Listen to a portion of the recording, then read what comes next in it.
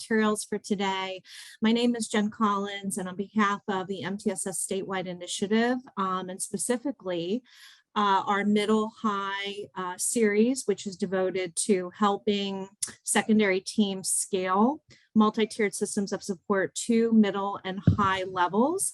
We're really excited today to kick off this session with Dr. Mark Shin, who's really an expert in multi-tiered systems of support, but really has cultivated expertise at the secondary level. And I'm going to read his bio for you in a second. Today we'll be devoting much of our time to leveraging leadership practices and processes within secondary tiered systems. And then that Mark Shin's session will be followed by Dr. Laura Moran, who will be talking to us about early warning systems. One of the requirements for our teams who are in our middle high series in the same districts is to establish an early warning system. In fact, it's probably the main requirement. I'm then going to hopefully be able to pull together the content this afternoon by ending and showing you our secondary MTSS logo and helping you to capitalize on PVOS quintile data as part of the gated screening process. So I think you'll find today, if you've never heard Dr. Shin, I think you'll find his session and just he is a person to be entertaining to say the least, but also intellectually stimulating, you know, constantly challenging us to think about what we can do strategically and systemically to improve outcomes for all students, particularly students who have a greater degree of vulnerability at the secondary level. So I'm going to now take his very long bio and try to highlight some of the many accolades and accomplishments he's had throughout his career. Dr. Shin's career has been targeted toward the training of professional school psychologists who use evidence-based practices to make a difference with all students and their families. Prior to joining National Lewis in 2003, he was a professor of school psychology and special education at the University of Oregon. His graduates are school leaders who work in a variety of roles, from school practitioners to school principals and administrators and university professors in more than 40 states. So he's had a pretty big impact on the field at large. His particular area of expertise is assessment, especially progress monitoring and screening of basic skills through a set of practices that we call curriculum-based measurement. He's contributed to the development of AIMSweb, which organizes CBM data within a multi-tiered model from Pearson Assessment, VMath, a remedial math program by Cambridge Voyager Sopris, and Jamestown Reading Navigator, a reading intervention program by McGraw-Hill. He began working as a school psychologist on special assignment for St. Paul, Minnesota and Minneapolis, Minnesota, among the first school districts to provide the type of services that evolved into an RTI model in the early 1980s. He continued this work across the country and in Illinois as the project director for the northern region of iAspire and USDE OSEP and Illinois State Board of Education Personnel Prep Grant for supporting implementation of RTI in a multi-tiered intervention model. He's edited 2 books on curriculum-based measurement and has published almost 100 journal articles and book chapters on evidence-based progress monitoring and screening. He also has co-edited 3 editions of Interventions for Achievement and Behavior Problems, Preventative and Remedial Approaches, published by NASP. For 4 years, he is one of 6 members of the USDE OSEP National Center for Student Progress Monitoring Technical Review Panel for judging whether progress monitoring tests met professional standards. In 2003, he was awarded the American Psychological Association Division 16 Jack Barden Award for distinguished career contributions, and in 2013 was honored with the University of Minnesota School Psychology Program Distinguished Alumni Award. In his career, he's received more than $4.2 million in research and personnel preparation grants as principal or co-principal investigator. He's consulted with school districts and state departments of education in more than 40 states on multi-tiered systems and response to intervention. So thank you for bearing with me. I think that when we have people like Dr. Shin be able to join us and devote their time to helping Pennsylvania, we we really need to kind of appreciate his work and the longevity he's had in this field. And so we're honored and very humbled to be with him today. And so Dr. Shin, I'm going to turn it over to you. Thank you so much for being a consultant and a friend to Pennsylvania. Well, thank you very much. And we could have shortened that by about 10 minutes. So thanks, everybody. This is, as always, a special treat for me to be able to do anything with respect to the state of Pennsylvania, and in particular, Patton. And I will give a shout out to Patton, because I do think it provides the best staff development and support for innovation, research-based practices of any state organization around the country. I mean, it's organized, it's cohesive, it's thematic, it's sustaining, and I'm just honored to be able to do this.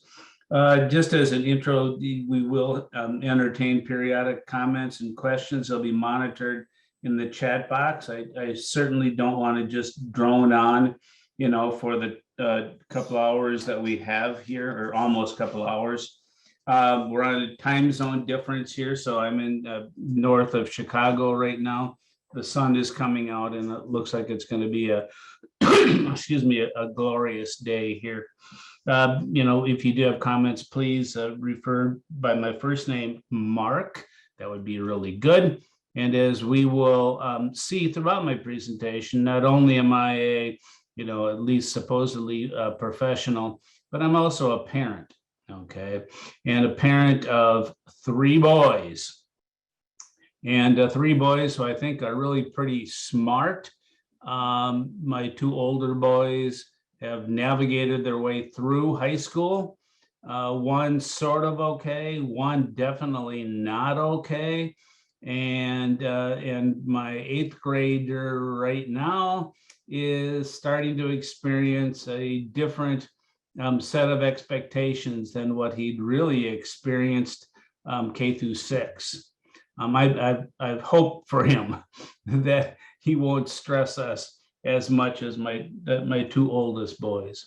And I think part of my interest in middle school and high school comes from having kids who, have, I think, not really fulfilled what they maybe are capable of. One who did not at all feel connected to his high school. And I think here we are at age 22, 4 years later, and I think he's still dealing with the ramifications from those lack of, feeling part of a community. So yeah, I hope we can do some different things. I'm going to skip over the professional stuff because, Jen already took care of that. Thank you very much. But I will have to do something with respect to a disclosure statement. Every presenter, I think, that has any potential conflict of interest, should be transparent about it. So I will use specific examples, okay, in terms of what you might be able to do for easy screening, what you might be able to do for more powerful intervention, and even some things with respect to prevention. But I don't get kickbacks, I don't get royalties, etc.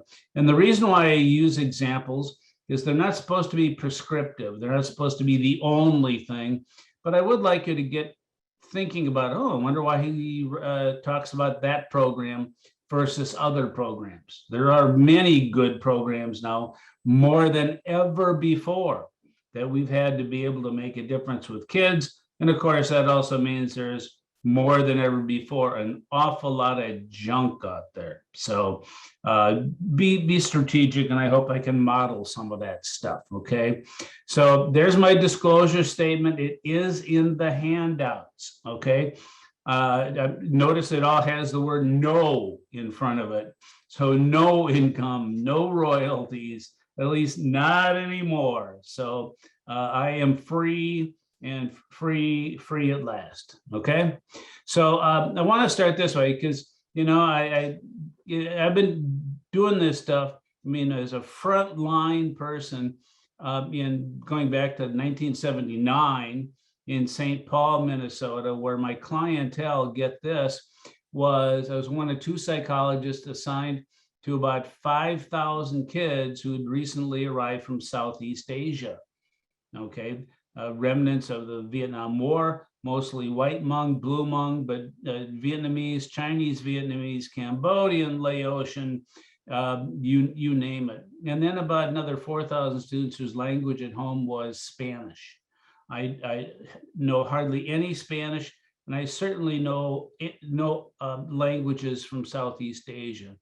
But we built a system that was fair and equitable for them to be able to try to differentiate real learning needs from learning how to speak English. Okay, I was young.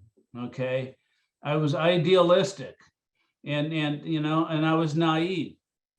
I left that job to go work for probably the best job I ever had, really, in terms of feeling part of a system, which was Minneapolis schools, where now my clientele were K-8 and some high schools, working on building an equitable service delivery system that would be focused on prevention and early intervention, not every problem being a special ed problem.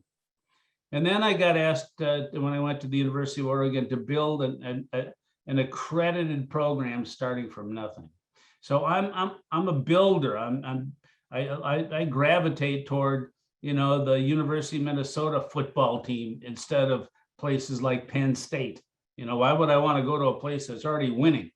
So and to do this, you got to be idealistic and naive. Now I can't claim to be on the young part. Okay, but I'm still idealistic and I'm still naive.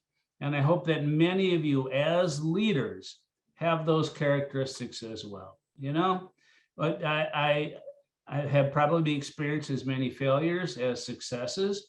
And even at my age, if I entered a system, I want to do the best I can to get people to work collaboratively to build a better place, because you're never done making someplace great. Okay, so here's my self-portrait. I'm frazzled and grouchy. I don't smoke a pipe, but this is me, because we got to be really good consumers. And I want to challenge us, okay, to be thinking not just about the difficulty of getting some of us to change, okay, but to think how important it is every single day for our kids to be raising the bar, okay? And I'm going to argue, by the way, that one of the ways we do that is by reducing the amount of assessment we do in middle school and high school.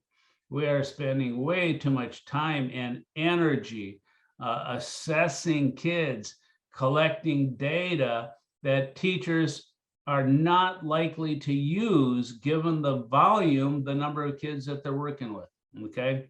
And I'm a measurement person, okay? I make my living on data, but we collect too much of it, and we need to transform some of that activity and energy and money into instructional practices and intervention. Okay, now you don't need to read this. This is in your handouts, but these are 4 things that I've given, for you to be able to read. I'm blessed to have been able to work with Nancy Marchand-Martella, who is now the Dean of the College of Education at Purdue. And boy, if you want to see someone who's willing to make changes in higher ed in terms of better teacher preparation, I would argue, I don't want to say this about her, but she's no longer young, but she's idealistic, okay? And she's probably a little bit naive, but she's making major changes in higher ed. It's pretty cool. Not very many people write about secondary MTSS. I've written a couple things. I'm not doing that for self-promotion. These are things that you can read. And then I got a list of secondary readings, okay, which is pretty lengthy. Things that I found that I will go back to over and over and over again, because I need support to be able to say, these are not my ideas. These are ideas accumulated from people doing fantastic work in the research and practice community.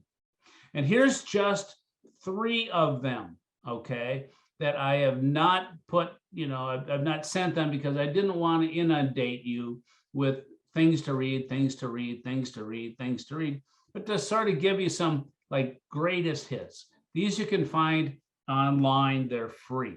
And they're by the people who do unbelievable work, okay? Steve Graham, and Michael Campbell, Joe Torgerson, that really crystallize what we know and what we can do to make a difference. Okay, my website doesn't have anything. You don't sign up, you don't pay a fee, you don't give an email, but it's got a bunch of resources that you can download, okay? So that's also in the handouts, which you can find. Okay, so here's, if we do nothing, one of the things that we look for, or I look for, okay, in middle school and high school, is that we teach our students from what's called a big ideas focus. My son, Mateo, is in an 8th grade, curriculum, and he is in English, and he is reading, let's see, To Kill a Mockingbird, okay? And so I asked Mateo, so why are you reading this book or any other? Okay, and his answer is not flip, his answer is honest, because we have to. Well, what's your takeaway? If you just left this book and said, okay, tell me why you might have read this. What's your takeaway? And he has none. So here's my takeaway, and it's a lot of stuff. There's actually too many for big ideas for this today's presentation, but I'm going to go through them. Okay. Look, if you take where middle school is in terms of MTSS, and this is nobody's fault, I would say a middle school implementation is maybe 10 years behind its neighboring elementary school, okay, or elementary schools in terms of implementation. If I go to a high school, I'm going to say almost always MTSS is invisible or not implemented at all, maybe 15 years behind where elementary is. And it's nobody's fault, okay? If you're a middle school or high school teacher, you've been to professional learning experiences, and you probably walked away and say, boy, am I sick of learning about phonemic awareness. Am I sick about learning about getting kids off to a healthy start in reading? Am I sick about screening second graders? And you're sitting there like I'm an English teacher. Why am I here? I don't refer kids for special ed. So there's reasons why it's lagged behind. And one of the other reasons I think it's lagged behind, at an elementary, I can work with a good school team and weak principal leadership and get results, okay? You're not dealing with huge scale, okay? And a good team can make a massive difference. I go to middle school, and I can have a really good school improvement team and weak principal leadership. Boy, it's a lot harder. And if I get to high school and I got a really good school improvement team, great teaching staff, and weak administrative leadership, okay? And it doesn't mean weak people, not good people, not caring about kids, but people that are idealistic and naive and want to make their good system better. You actually have to have 2 people on board, or at least 2 communities on board. And it really is school leadership from a school principal perspective, and who works closely and collaboratively with a director of special ed or something like that. You got to have multiple parties, okay? And so it can be done, but it's harder work. And it takes a different kind of person who's willing to risk saying, we can, no matter how good we are, we can do a little bit better for kids, okay? And be willing to do more than what I call be a manager, okay, which is hard enough, okay? Be a manager of a school community to being a leader of a school community, okay? So if we can do one thing, the biggest single barrier, okay, is sort of what does it look like? And we can't figure out what it looks like until we figure out who we serve and who we don't serve. What's it supposed to be? Are we supposed to be offering tier 2 social studies or tier 3 English? Some people don't know who we serve, okay? And then once we do that, we find out who we serve and we do it with a strong, powerful moral purpose. Those are funny words in school. What's our strong moral purpose in terms of why we're doing this stuff? This is what Michael Fullen would say is essential. Our strong moral purpose is we need to recognize is just because we stop teaching something doesn't mean kids have learned it all. We have kids that still do not have even minimal basic skill proficiency. So I want us to burn into our brain this concept of MBSP, minimum basic skill proficiency. I've seen kids in 9th grade that struggle with phonetically irregular or multisyllabic words. 10th or 11th grade. You should see some of the spelling examples I see when I taught college freshmen, and I taught over 1,000 of them. You swear they, were behind in kindergarten and never caught up. Some kids still lack that stuff. And here's the other part. Many, not a few, but many kids struggle in content area classes. Many kids, and I'm going to show you some polling results from other places where the staff had big aha moments, okay? These are the strong moral purposes, okay? Because once we know who we serve, now we can talk about how we serve them. And here's what MTSS kind of looks like from my view at middle school and high school. We provide some kids the basic skill interventions they still need. By the way, it's a lot easier to do this in grade 6 than it is grade 9. It's a lot easier to do this in grade 9 than grades 10 and 11. But we need to hunker down and provide the most intensive basic skill interventions we can.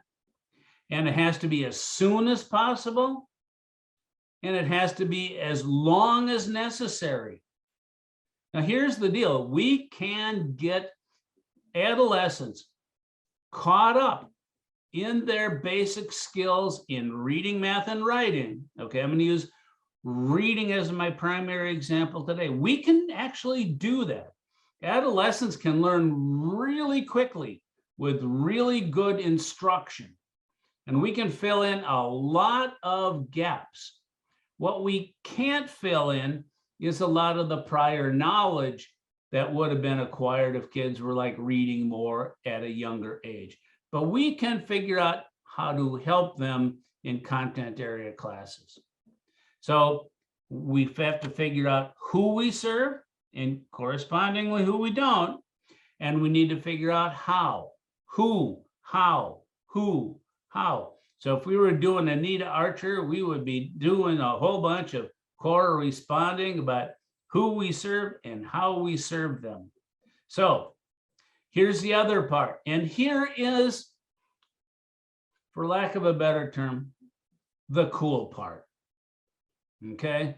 Because guess what? We can, if we have the moral courage and strength, relatively easy, provide more intensive basic skill remedial interventions to kids who need them.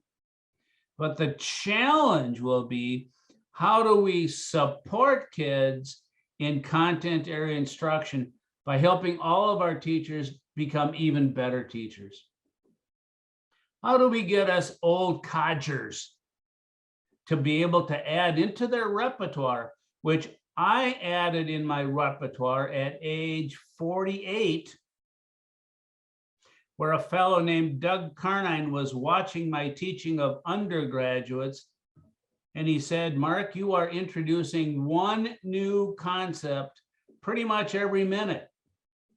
And that means in 120 minutes, the students have heard over 120 things that you think are important, but not once did you say, this is important to know.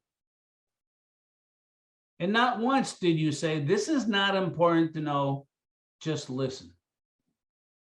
How much of an 800-page AP psychology textbook is worth remembering? As a psychologist, I'd say not much. But what are those 10 to 15% of things that the kids really need to remember? So I'm going to argue, as leaders, we take the challenge to assess what are those high leverage research-based practices that our undergraduate or teacher prep programs don't bother teaching us. Nobody ever taught me how to teach. I got my PhD, so therefore I know how to teach psychology. Oh, good grief. Well, I should teach psychology how my professors taught psychology. Oh, Lordy, I had more poor professors than I did good professors. And I would argue, many of us would argue, we have probably fewer great middle school teachers than middle school teachers who tried hard, and the same thing for high school. Everybody tries hard, but how do we get everybody to maximize their effectiveness? So our big idea is, hey, it's okay that we're behind. And I would argue in many ways, hallelujah, because we don't have to make the mistakes that people make and still make at the elementary level. Too much data, too many meetings, too many forms, wait to fail. Let's not do that. So who we serve leads to how we serve them. We'll learn a very simple dichotomous decision. Who we treat, that's who we provide direct services to, and who we support, who we provide indirect services to by helping our teachers become even better teachers, okay? So we're going to learn simple things like treat, support, okay? Who do we treat? Who do we support? How do we treat them? How do we support them? Okay, everything else is just all support for that, okay? So we're technically done now, except we've got to give you some examples, okay? All right, so you know what? I complain about how difficult it is to be a leader all the time. I have always, for whatever reason, been a leader in the environment in which I work. And often that has made my life kind of miserable. Trying to build things, make things better for kids and staff. And you know what? I sometimes make people mad. You know, and I'll probably make some of you feel bad or uncomfortable. And boy, you know, I hate doing that. My personal persona is, and you won't believe this, but I'm sensitive. You know, I don't like people not liking me. But my professional persona is different. I have to do the things that I think are right, listen to others. But you know what? If you go, and I hope you do, down this path to implementing some of the things we know to make better environments for kids, you're going to run into that darn flagpole. But hopefully there'll be people following you and helping you. Okay, that's my inspirational speech, because this is one of my favorite quotes. If you don't know where you're going, any road will get you there. So I'm going to give you a road. Who do we serve and who do we not serve? Okay, at least directly, and who do we serve indirectly? So again, this concept, our takeaway, MBSP, minimum basic skill proficiency. Now, you don't need to know the origin of this concept. It goes back to 1973. Oh my goodness, smartest guy I've ever met in American schools, a guy named Gary Gurman, who really in the late 1970s began formulating in his school systems a set of rural co-ops, by the way, with hardly any money. What became things like multi-tiered system of supports. So people from Pennsylvania, like Joe Kowaleski, would travel to this guy named Gary Gurman's small rural co-op and see how we started to do things.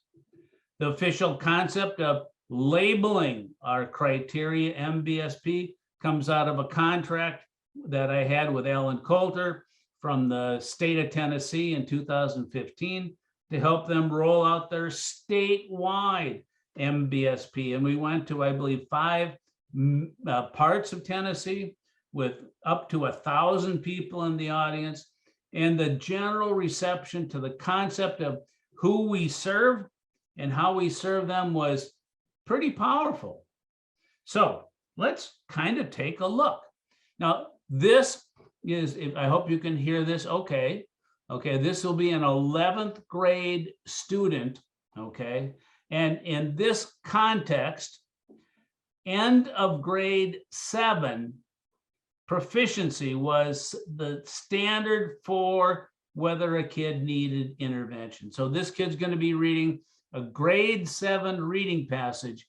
And I just want you to note, how long does it take you to listen to be able to sit down and say, this student does not have MBSP. 11th grade student, ready?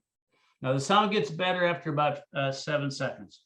When I say begin, I want you to read across the page. Try to read each word. If you come to a word you don't know, I'll tell it to you. Be sure to do your best reading. Are there any questions? Nope. Begin. After minutes in Newtown, 9-year-old Samantha and her 12-year-old brother Robert had heard of an old toboggan slide from some of the other neighborhood children. They decided they needed to check it out. Suddenly, what is this word? Supposedly, it was on the north side of the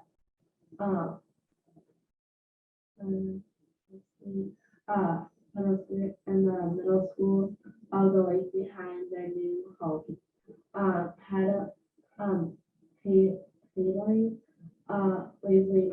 They heard. I sadly hope by now you have a sense that this student is not a proficient reader, at least as defined by an end of grade 7. You listen to typical 7th graders read this, and they will read it and it will sound almost like Shakespeare. They'll read with expression, they'll read with automaticity, they'll self-correct when they make mistakes. They'll do a whole bunch of things that are significantly better than this.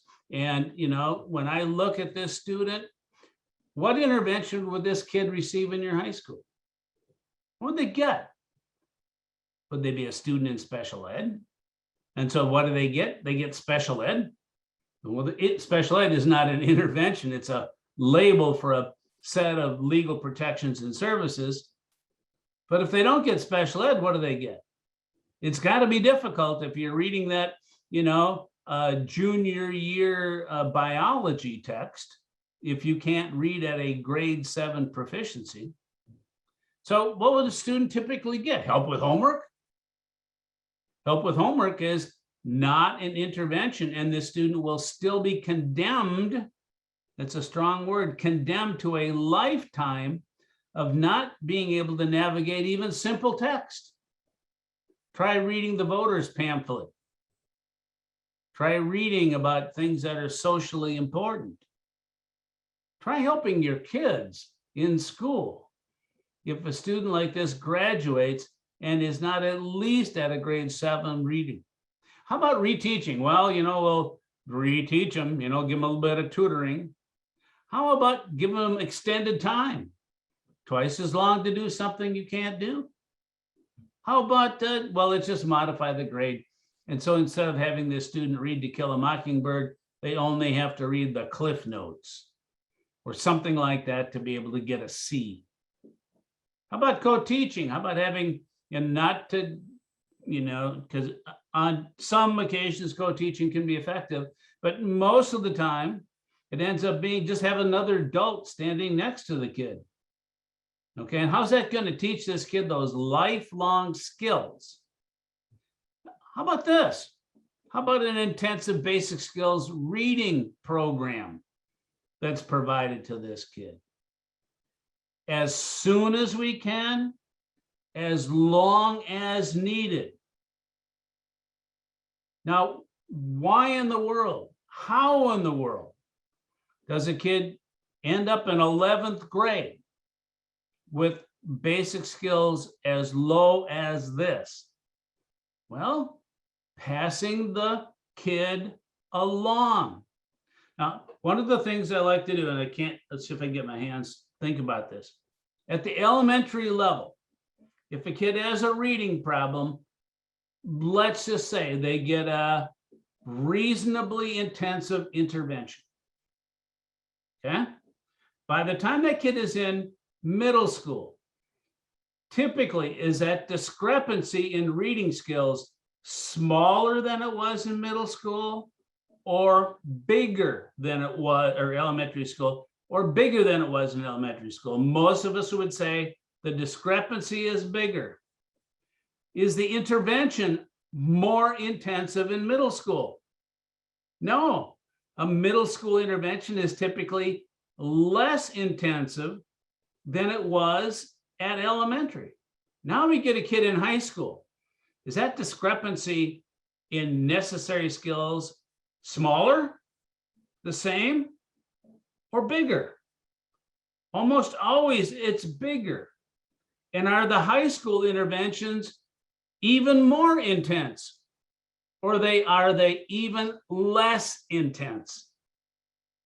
So when we think about MTSS and we talk about a strong moral purpose, we think about providing the most intensive intervention as soon as we can. That's why grade 6 is so important in middle school. And as long as we can, which means at the very least, we commit to at least 9th grade to be able to solve this problem. Okay, now I hope that concept is clear. And if there's any sort of comments or anything else along here that you need me to go back and address, because this is kind of a major takeaway. The older kids get, typically the discrepancy gets bigger, and typically the intervention gets weaker. Nobody designed it this way, gang. Nobody sat down and said, well, let's give kids less. No, nobody, it's just what's happened. And MTSS is our opportunity to say, we can do better. Okay? Any comments, questions? Not so far. I did want to let you know, Joe Kovaleski is here listening to you today. Oh my, one of my heroes. Yeah. Well, I'll let you know though if anything comes in the chat. So far, nothing. Cool. Yeah, Joe's an early adopter and has been unrelentingly passionate. I would say Joe is young, naive, and idealistic, and I've always admired that about him. Yeah. Okay. So your self-assessment as leaders, what do you do? Could you tell me that, hey, a kid in grade 6 who's discrepant from peers in terms of their reading would get an intervention, it'd be a scheduled class in addition to their regular English language arts, and the intervention program is corrective reading? Whoa, okay, now we're talking here. okay? Or some other, not homemade, not reteaching, but a proven program, okay? Or Marilyn Sprick's third generation intervention program. There are 3, 4, 5 really powerful things that could catch kids up if we caught them early enough. Now, we're not going to go into why this kid is still discrepant in 6th grade when the elementary could be doing the same darn thing, okay? That's a different topic. Now, we want something better than this, right? Because I think for a kid like this in 11th grade, I'm going to do whatever I can that this kid needs a comprehensive program, okay, that pays attention to multisyllabic words and word knowledge and at least 75 minutes a day. Where are we going to get that time? Well, that's your challenge. Here's the deal about middle school and high school. The one thing that you are all outstanding at, that elementary is not very good, is building a schedule.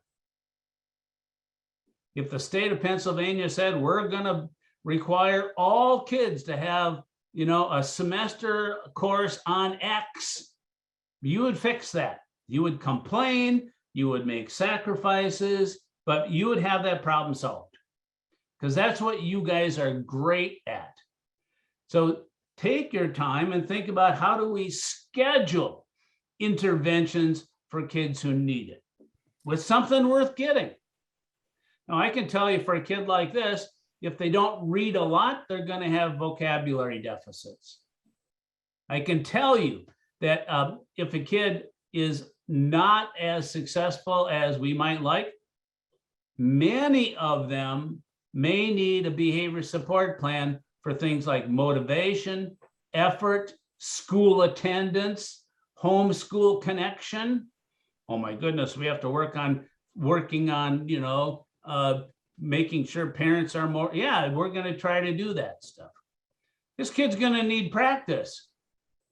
This kid is going to need to find ways. How do we get this kid to reduce the knowledge gap by reading a lot? How do we do that? Idealistic, naive. This Mark, kid needs, yeah. You asked me to interrupt you while Yes. you're on this topic. A person asked a question. My school is preaching improving instruction in the classroom at the secondary level versus providing intervention. What would you say to that? So what's the first part? They're doing what? My school is preaching improving instruction in the classroom at the secondary level Yes. versus the emphasis on intervention. I believe that that's a false dichotomy. That yes, we need to improve, and you will see it. How do we support kids, okay, who have minimum basic skills, who are struggling in content area classrooms? That's improving core instruction. We support those kids by improving core instruction. And guess what the next line is? Dot, dot, dot, dot, dot, dot. This kid needs support in content area classes. Even though the kid might be getting an intervention to address the basic skill deficit, this kid still needs support. And that's where we talk about improving teaching across the board, okay? It is a false dichotomy to say, well, we're going to put all our intensity of professional learning into helping us all become better teachers at the expense of providing intervention. Okay, we can do both. The easiest thing to do, though, Jennifer, the easiest thing is to build powerful interventions for kids who need it. The harder part, okay, is to do the professional learning and coaching, okay, among other things. I don't know, has anybody in Pennsylvania heard of the content literacy continuum? I think Pennsylvania has done, again, some of the work that you and others have been doing, and by there's a typo in there, have been doing amazing work in improving the quality of teaching through the content enhancement routines and vocabulary linking routines and things like that. But it's false dichotomy. All right. So I'm going to give you some statistics for, or some things that in other settings, because I didn't want to spend time having you complete polls for this process today. These are data from another state, not Pennsylvania, and I asked them what percent of kids come into from your middle school, go to high school, and are ready to navigate complex text and write with evidence. Now, one of the things I strongly recommend, okay, as leaders, is that you systematically assess your staff on some key questions about what they're thinking, because this has been a number of aha moments when I've shared them with staff. Okay, what percent of kids exit our middle school? These are from secondary teachers and administrators. And you know what? At best, respondents, and this is like over a couple hundred, only 53 respond with certainty that it's, some of our kids, most of our kids, or all of our kids. That's not very good. A few, 15% people say, well, a few of our kids struggle, but you know what? Are prepared. But what's remarkable is in all of the data we collect, we respond, we don't know. Isn't that remarkable to you? With all of the data that we collect in schools, staff, this is not me, respond to a question like this, we don't know. Don't you think we need to? This is important. Now I ask, these are high school, what percent of kids leave high school prepared for post-secondary or employment? Now I'm pretty proud that at least 34% say most of our kids, but if they're saying most of our kids, that means more than 75%. That means there's 25% that they say aren't. Wouldn't it be great if most of us had data and could say that nearly all of our kids exit are ready for employment or post-secondary? And again, look at this, 8% say a few of our kids, less than 0.5%. That's, if you're in a high school of 2,000 kids, that's 200 kids. And here again, with all the data, 1 in 4 educators respond they don't know. It's not their fault, but it's somebody's responsibility to sit down and say, come on, gang. What percent of our kids really are prepared? And if they're not prepared, who's responsible? Our high school. If we collectively, now if any of you ask your staff how they feel about the outcomes of what their school, not individual people, but their school is doing, it's amazing to me. So, do our current efforts provide the students the interventions for MBSP that they actually need? So this is a survey of people that say, do our middle school interventions reduce the gap? Is what we're doing now reducing the gap? And of course, the answer that probably most of us would like would say, nearly all kids benefit from intervention, are reducing the achievement gap, or how about at least most? That's not what I'm seeing here, gang. I'm seeing some, a few. If we believe that our interventions are not reducing the achievement gap, to me, that's a problem. If staff believe we're not reducing the gap, let's, as leaders, help fix that. And again, here we have this, oh my goodness, I don't know problem with all the data. Now, this is the impression of at middle school. And what do we get when we talk about special ed? Do our special ed interventions reduce the gap for specific learning disabilities? Okay, if a kid has got an IEP, at the very least, shouldn't those interventions reduce the achievement gap? At best, 23% of our staff say, yep. But again, here we have a large problem. With all the data, we don't know. Now, I'm going to argue that these data are alarming. If my staff came back and collectively we said, oh my goodness, a few, hardly any, that's 46%, or say a few and hardly any. As a leader, I'd have to sit down and say, for kids with disabilities, and as a director of special ed, I'd have to sit down and say, our staff believes our interventions aren't powerful enough. What can we do to increase the intensity, at the very least, irrespective of MTSS or IEPs? Now, again, we can do the same thing for high school. You know, it's the same pattern. Not a lot of kids we believe are reducing the gap, and a lot of people report we don't know.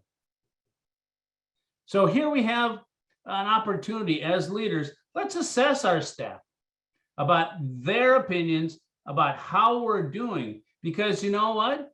What happens if most of our staff say we're not doing a very good job, but most of our staff are resistant to doing something different?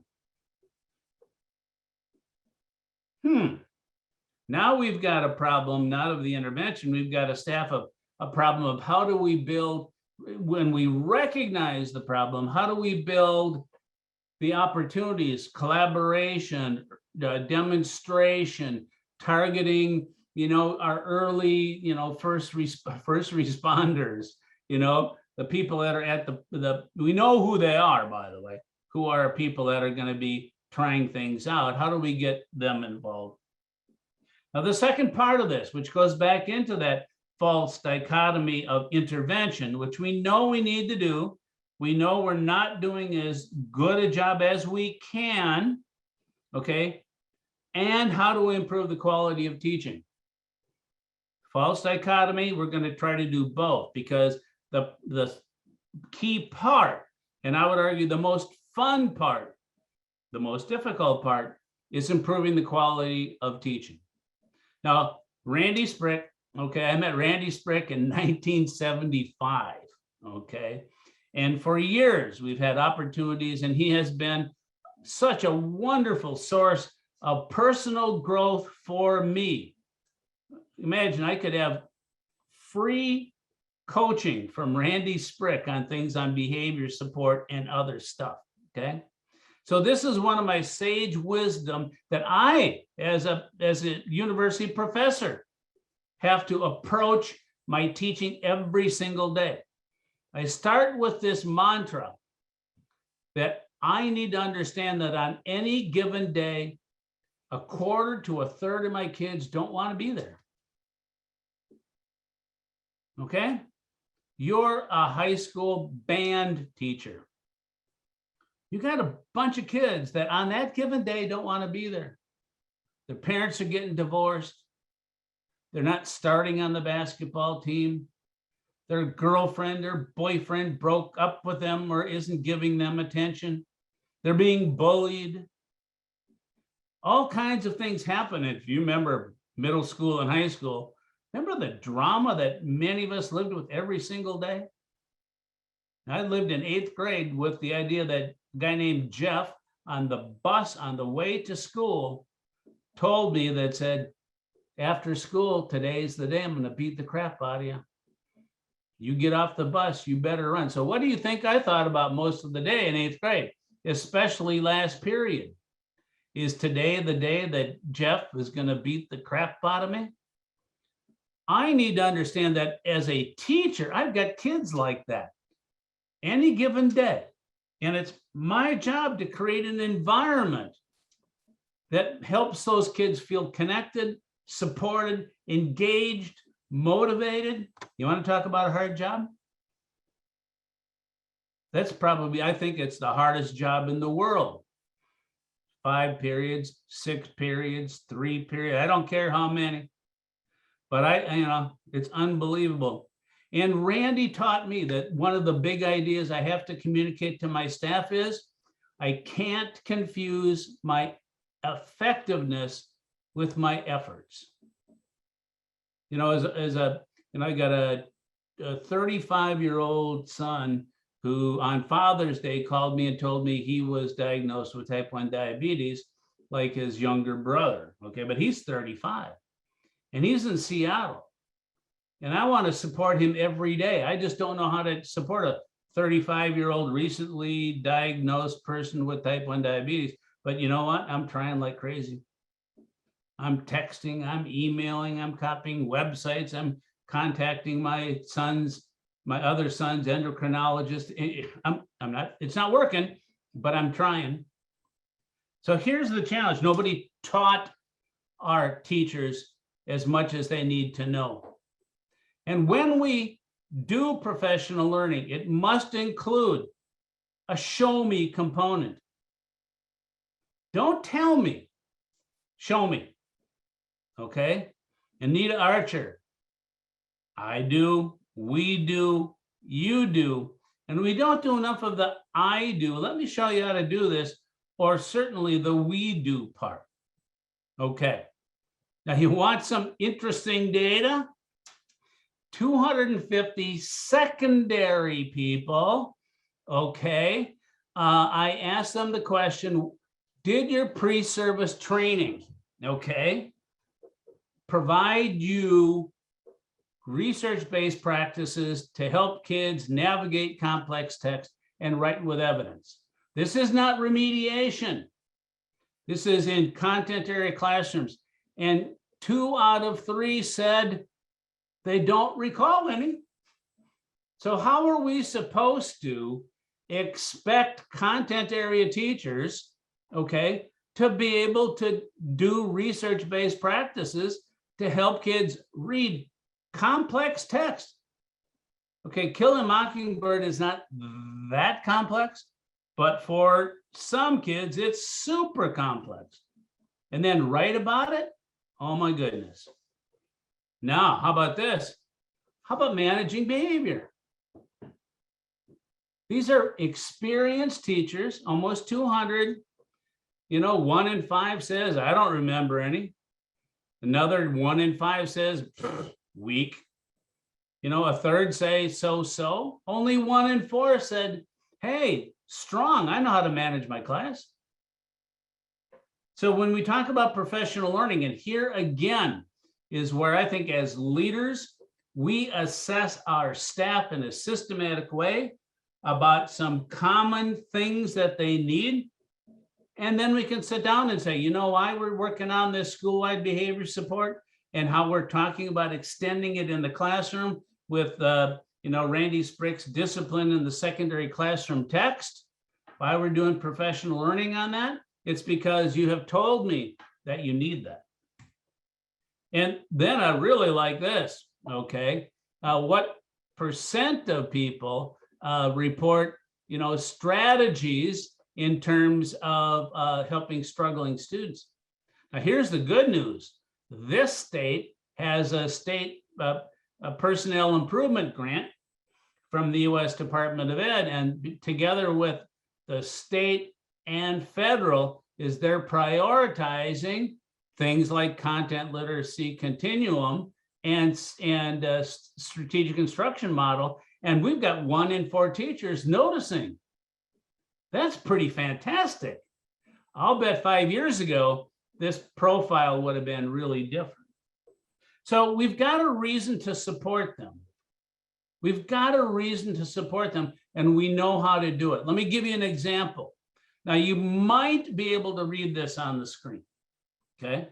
This is an example of an 8th grade science teacher that my son, Dominic, who's now 22, every week, this teacher went through the work, okay? And I'm impressed with this. Went through the work of identifying the key words that were essential for success that week. So here they're studying element families, which of course, as a parent, I'm going like, okay, I might recall what some of that stuff is. Okay, but here's what happened. While my son is supposed to memorize what an alkali metal is and what an alkaline earth metal is and a transition metal and metalloids, non-metal, halogen, noble gases, at the end of the week, he gets a quiz on this. And guess how he's performing on quizzes like this? He's not doing very well. Now, there might be some reasons why. This teacher's worked super hard, done much of the right thing, but there are 21 terms and 441 words in the definition. Oh my goodness, who could memorize that? I'll bet even the high-performing kids don't do very well.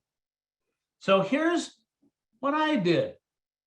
I took and built it into a graphic organizer. Now, I don't know the content, okay? But I could figure out what the teacher was trying to teach. How do I make these implicit features of these words explicit, okay?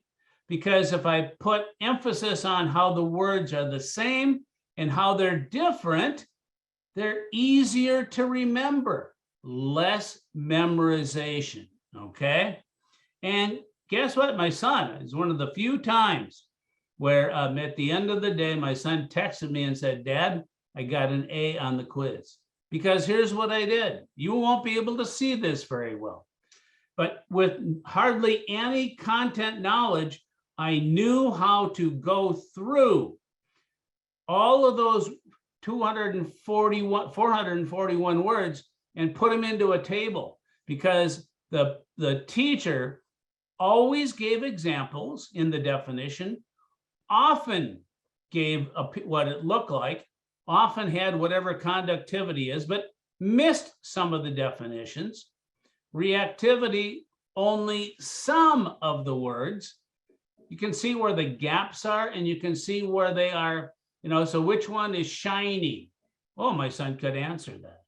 Now, one of the interesting things, you don't need to know this, of course, either, is that if you go down to actinoid series rare earth appearance, there was a blank there. And we looked it up online, and guess what? It is invisible at air temperature. Well, guess what? We did some additional exploring. Now, you had a teacher who worked hard, but didn't know how to organize in a way that would impact student learning by putting it into a graphic organizer or a table, okay? All right, so here we are about 1 hour, okay, in terms of trying to set the stage.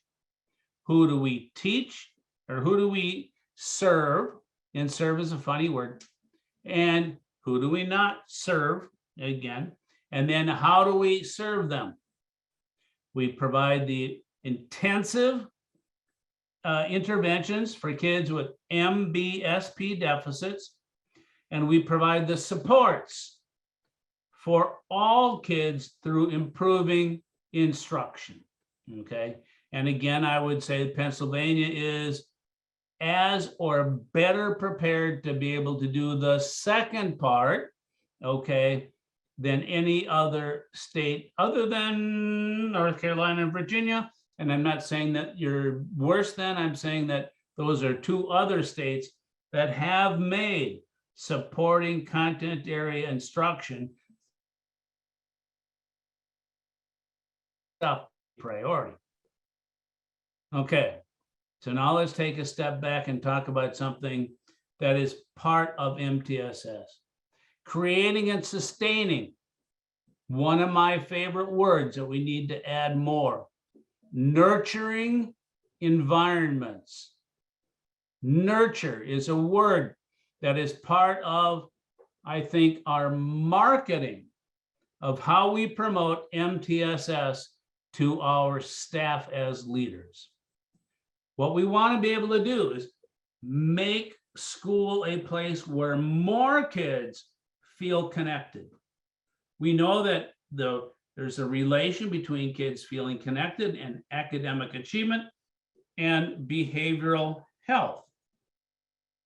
So let's just talk about nurturing. And here's a really important question I would ask you to ask your staff. What % of your kids struggle with at least one content area class? I'm looking at these data. More than half of our staff say at least a third of our kids are struggling with at least one content area class. How do you teach in an environment where a third of your kids are struggling, may not be your class, but another class? How do you do that? Are those kids fully engaged in your class, or are they worried about something else? Do they come to school eager and ready to learn? These data are some of the single most powerful data that I have seen and used with staff, because I did this in New Hampshire at a very, very, very high performing high school. And when I showed the data from their survey on screen, there was a collective, oh, and I said, wow, that's a pretty loud and consistent response from the audience. And one of the teachers raised her hand and said, I thought it was just me. This is what is called creating a feeling of universality, that we're all in this together. If you've got a sizable number of kids who are not doing well in content, at least you believe they're not doing well in content area classrooms, that jeopardizes your nurturing environment. So let's do better than this, okay? 76% say this is a really big problem. Now, the solution is not to make passing classes easier. We've already done that, I would argue, on our efforts to increase graduation rates. The wrong solution to the problem. So let's not do that. But how about if we had training, professional learning on how to build a better grading system? So if you read chapter 2 of Randy Sprick's book on discipline in the secondary classroom, it's how to build a better grading system. Did you know one of the big ideas of a good grading system is it has to instill hope? This is a weird message, right? Your grading system has to instill hope that if students do the work, they will have a high likelihood of passing the class. Does your grading system instill hope? Do you have a system called recoupment, which is about what happens if a kid is doing poorly and now wants to do better? How can they do that? And the answer, by the way, is not to do extra credit, because extra credit is only for the kids who already are doing well. This is important to me. And then when I ask staff, 193 secondary educators, what % of kids struggle with at least one critical learning skill? Look at this, 14% say almost all the kids struggle with at least one thing. More than, look at this, 23%. If I'm sitting around professional learning, I'm using this staff, these data, to say my staff says a lot of kids don't have what they need to do well in classes. My professional learning to improve achievement for all kids, to provide the support that most of our kids need, is to target some of these critical skills. So just as an aside, at the end of my son Dominic's junior year, I think it was his junior year, the end of the year, 504 meeting because of his type 1 diabetes. He's left the room and we're just all kibitzing about stuff, life in general. And, I said, I'm just kind of an interesting question. What is the note-taking skill that you teach all your kids, okay? You teach it on an ongoing basis. You prompt the note-taking skill use, and then you reward kids when they use it. If you're doing behavior support, this should sound familiar. And there was silence, okay, in this group of 7 high school educators. And one of them finally said, you know what, that's a great idea. I ask you, as middle school people, what is the note-taking skill that kids come into your middle school with, having practiced, rehearsed, and gotten really good at it? Whether it's Cornell notes or some other, and I'm not endorsing Cornell notes, it's one of a number of ways of taking notes. If they don't walk in the door in middle school, what's the note-taking skill that you'd expect kids to use in their science, social studies, language arts? So when they're reading To Kill a Mockingbird, they take notes that way. And so when they go into high school, they are so good at note-taking that a teacher only needs to remind, prompt, and then say, oh, I see Kristen is using our note-taking strategy. That's very helpful. So if you are familiar with the University of Kansas strategic instruction model, they have 5 different frames for note-taking: compare and contrast, problem solving, sequential. There's, there's an opportunity to use our compare and contrast note-taking strategy. If we have a problem, we can improve it. And how exciting it is to assess our staff, assess their perceptions, and make this part of our MTS initiative. Now, I got to tell you, one of the biggest barriers to doing stuff like this, okay, is starting with the expectation that all of our teachers will want to do this, okay? So my camera's a little high, sorry.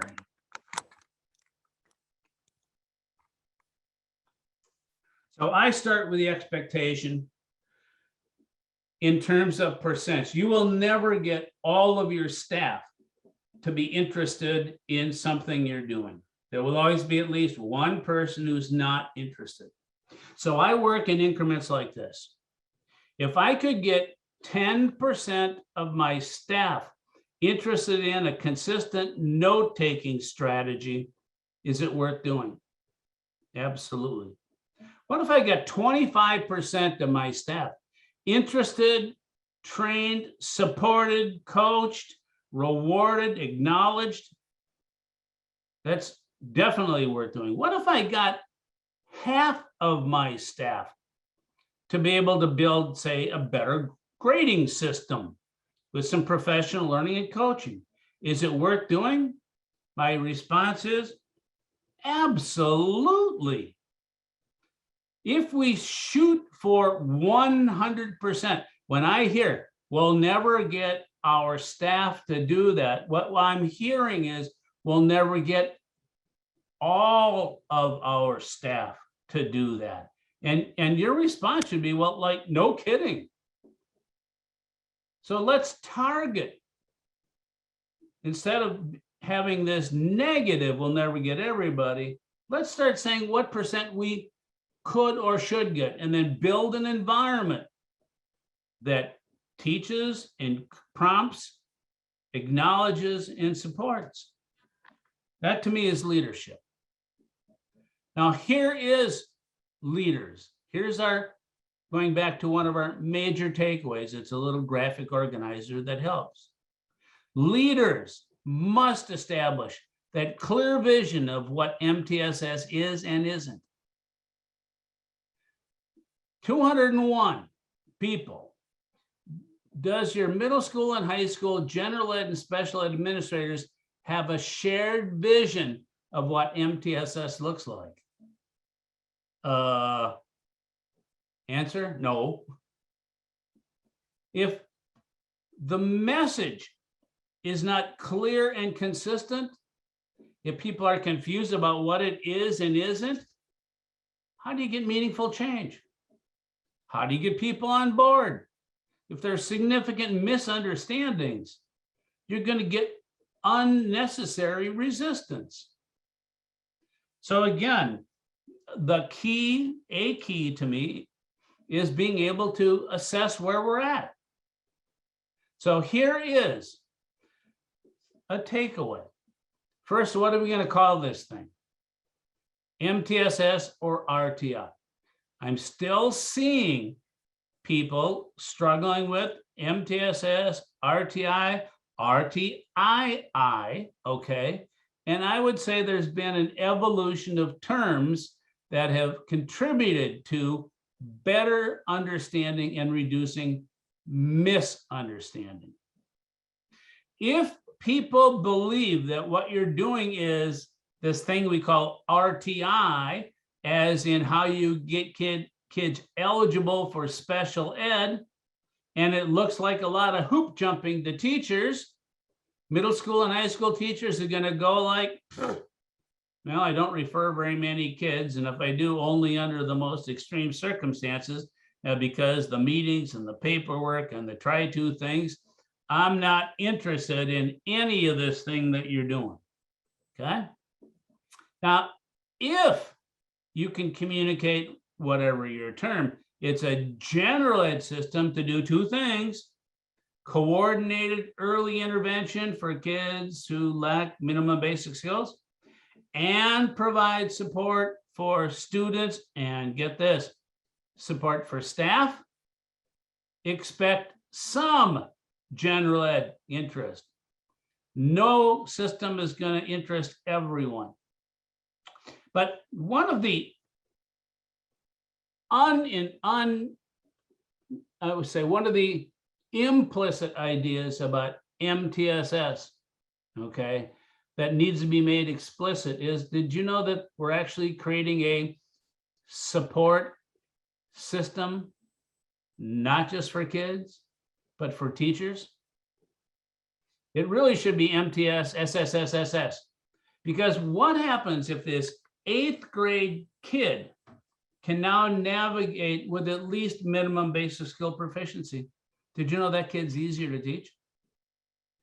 What happens now if this kid's on a good behavior support plan, you know, where we're doing check in, check out as part of our, you know, 9th grade curriculum, and we've got a school psychologist or a school counselor who meets every day at the end to go over behavioral targets aligned with school-wide expectations.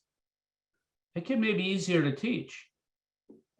Part of the implicit message is that whatever it is we're doing has to be seen as a support system for kids and staff.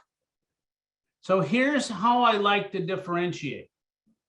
I like to say that MTSS is this. This is everything. This is our social emotional learning, our school-wide behavior support, our early warning system, our improving content area instruction. These are all the things we do for everyone. And when I talk about RTI, I talk about it as a very small part of our system that we do to determine whether a kid is eligible for special education under the category of specific learning disabilities. And in middle school, I would expect that circle to be pretty small. And in high school, I would expect the eligibility determination to be even smaller. So as I think about environments, what becomes most important is improving the quality of instruction, okay, the higher we go up in the grade levels, okay, where our emphasis might be, okay. So this shared vision, okay, we look into the binoculars and general and special ed see things similarly, especially at the high school. Because I got to tell you, if I've got a kid in my class that I feel I can't reach and special ed puts them someplace else, okay, that's a system that works for me. It might not work for the kid, but I understand a teacher who feels they can't reach some kid or kids. And I would argue that special ed unintentionally at middle school and especially high school has become, an escape paradigm for staff.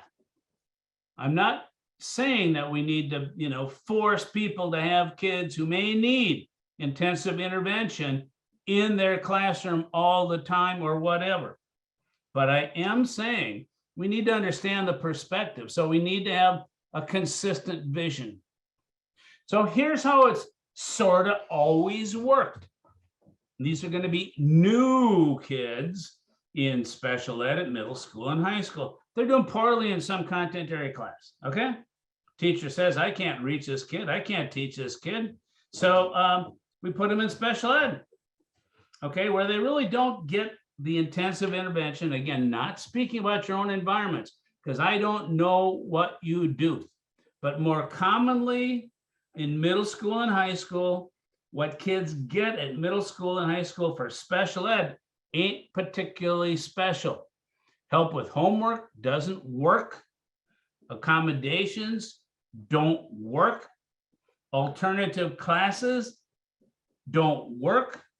Lowered expectations don't work. When I see MTSS most commonly implemented at middle school and high school, well, we stop saying this is special ed and we relabel the same interventions as MTSS. We're going to fix this because this is neither special ed nor MTSS. Okay, so we're going to create a shared vision. The shared vision says we've got kids. Okay, this teacher notices this kid's doing poorly in social studies. We're going to screen this kid and see if maybe the problem is because they lack minimum basic skill proficiency. And if they do, we will commit somewhere, not automatically special ed, not automatically tier 3, not automatically tier 2. It depends on their performance discrepancy. We will provide and guarantee this kid an appropriately intensive basic skill intervention. MBSP deficit leads to basic skill intervention. Powerful. This is the kids that we treat. Who do we serve? The kids with significant minimum basic skill proficiency deficits. How do we serve them? We provide them treatment. Now, there will be other kids that are doing poorly in their content area classrooms. These kids, we screen them to make sure they do not have minimum basic skill proficiency deficits. If they're above that level, we provide them support. So the key differentiation, one of our takeaways, going back to our big ideas, is differentiating the kids that we treat from the kids that we support. MTSS is about both. The kids that we treat get an appropriately intensive basic skill intervention. The kids we support get the professional learning to improve the quality of teaching in our content area classrooms. Because what we do to support that lower performing kid tends to lead to increased achievement for typically performing kids and high performing kids. And don't forget, makes the difficult job of teaching easier. And here's the part we forget about when we're doing our professional learning. Why are we doing this? Well, we all need to blah, blah, blah. But we fail to say, If we do this well, your job will be easier. So this is just a visual representation. It's an old Ames web graph. Notice 2007. I can do this because nobody uses this figure anymore. But this is the range of reading skills, the oral reading skills of seventh graders in fall, winter, and spring. The green box is average kids. The orange line is below average kids. Below the orange line are kids well below average, okay? Here is the score of that 11th grader that you saw reading earlier, that blue dot. This kid is well below the 10th percentile of end of the year seventh graders. If this kid were in seventh grade, we would say this kid needs intensive intervention. This kid's not in seventh grade. This performance discrepancy is even greater. This kid's in 11th grade and not at a grade 7 proficiency. This kid may need special ed. And if the kid needs special ed, our IEP goal is to have this kid read at minimum basic skill proficiency levels. So our IEP goal may be that in 1 year, this kid reads 160 words a minute correct from a grade 7 passage. MTSS is connected to middle school and high school special ed if a kid is determined eligible and needs an IEP. Okay. Now, the last part. We need to have a clear vision of the potential components of what MTSS looks like to be able to work in professional learning and develop an implementation plan. Now you have a checklist, okay? And I'm clearly not going to be able to get through all the items on the checklist that's downloadable, right, Jennifer? But I'm going to run through at least what I would say would be components. And when we have more time, what I like to do in an audience is have them rate their level of interest. Oh, or have their level of implementation, what they're doing now. Like if you're doing this right now, put a plus in this box. If you're interested in it, put a smiley face or something. If you're not interested, because you can't do all these things at once, right? Or you may not be interested at all in some of these ideas, but at least it provides you a framework for what some of the people like me might say it looks like when it's done. So we're going to construct our blueprint. Here we go. Okay, ready? First thing on the list, we should already know what that would be, right? That staff have a clear understanding of what MTSS is and isn't, right? In your head, who do we serve? In your head, how do we serve them? If that isn't clear by now, I've done a very poor job. We should also know what RTI as differentiated from MTSS or RTII might be. Okay, we need to know what that is too. Okay. So I want us to have a clearly articulated, strong moral purpose. Okay, a socially valid model that promotes equity, right? And that is some kids enter our secondary schools or are in our secondary schools with significant basic skill deficits. Those kids need appropriately intensive treatment.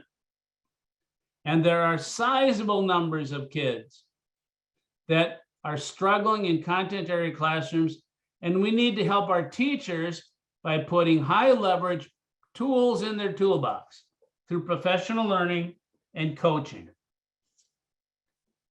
Number 3, is our school climate conducive to connections? Is it safe? Is it civil? Do we have school-wide behavior support in place? Okay. And not just at the level of the school, but also we see those practices in the classroom. Here's where I'd be prioritizing, coaching my school psychologists, my school social workers, my school counselors to help create positive, conducive environments. Me, I'm a big believer in assigning them to the assistant principal in charge of discipline or whatever, and say, now you've got a staff to create great places to be. But middle school and high schools need to be particularly attentive to tardies and suspensions. Less of a problem, at elementary, didn't say it isn't a problem, but certainly more of a problem. And especially tardies is one of the most solvable problems we have in creating an environment conducive to learning. If you've never seen or used Randy Sprick's program called Start on Time, we're missing an opportunity to provide our staff opportunities for increased positive interactions with kids, reduce the amount of time devoted to dealing with tardies, and increasing instructional time. I got this right up at the top of my list because environments influence learning, and we can do this. Now note, I need an early warning system. I have to have an early warning system in place. And again, when you look at some of the data about kids who are failing English or not doing well in English, failing math, have any kind of behavior contacts or incidents, and missing school, okay? Let me just give you an example in the short period of time. Again, I'm with my own son. He was diagnosed with type 1 diabetes. Elementary was under very good control. Middle school was under not so good control. And high school was under very poor control. He was running out the door, jamming carbs into his mouth at 7:30 to get to school by 7:40. And then he had lunch at 10:30 in the morning. And so he was high, and I don't mean like, that kind of high. Blood sugar was super high in classes after lunch, which makes him really bad headaches, sleepy, dozy, not engaged.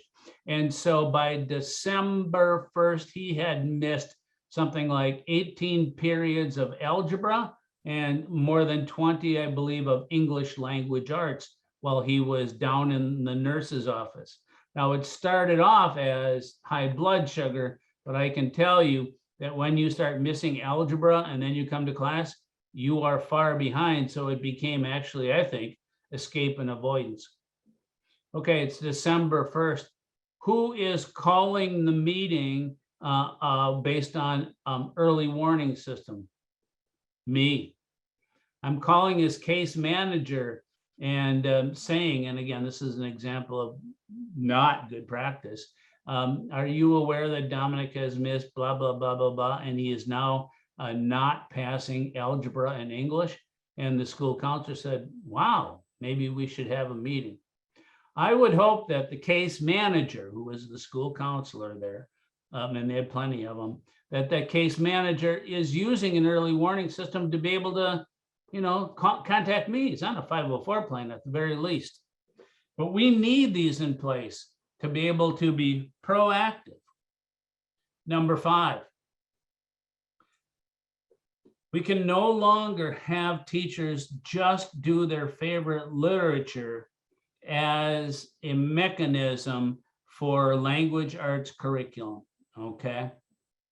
They actually need a structured language arts curriculum, in my opinion, grades 6 through 9, ideally, but I would take grades 6 through 8 in a heartbeat.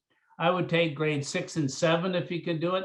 And even if you started only with grade 6 with, say, a program like Read to Achieve, which is designed to help kids navigate, curriculum, designed to do that, narrative and informational text. If you only did that for a year, I'd say that's pretty good start on MTSS. But I'd love to be able to have a good research-based core program supplemented by literature where kids can actually practice the skills they learn, at least, as long as we can. Okay. But this is me, right? But this is something to assess sort of your interest. Oh my goodness. Okay. We go to page 2 and people don't remember Paul Harvey. That's how old I am. Okay. I want basic skill screening in place. Okay. We see schools benchmarking kids 3 times a year, right? I see benchmarking all the way through 12th grade. I don't believe we should collect multiple samples of kids' behavior in academics more than once a year unless there is compelling need in grades 7 and above.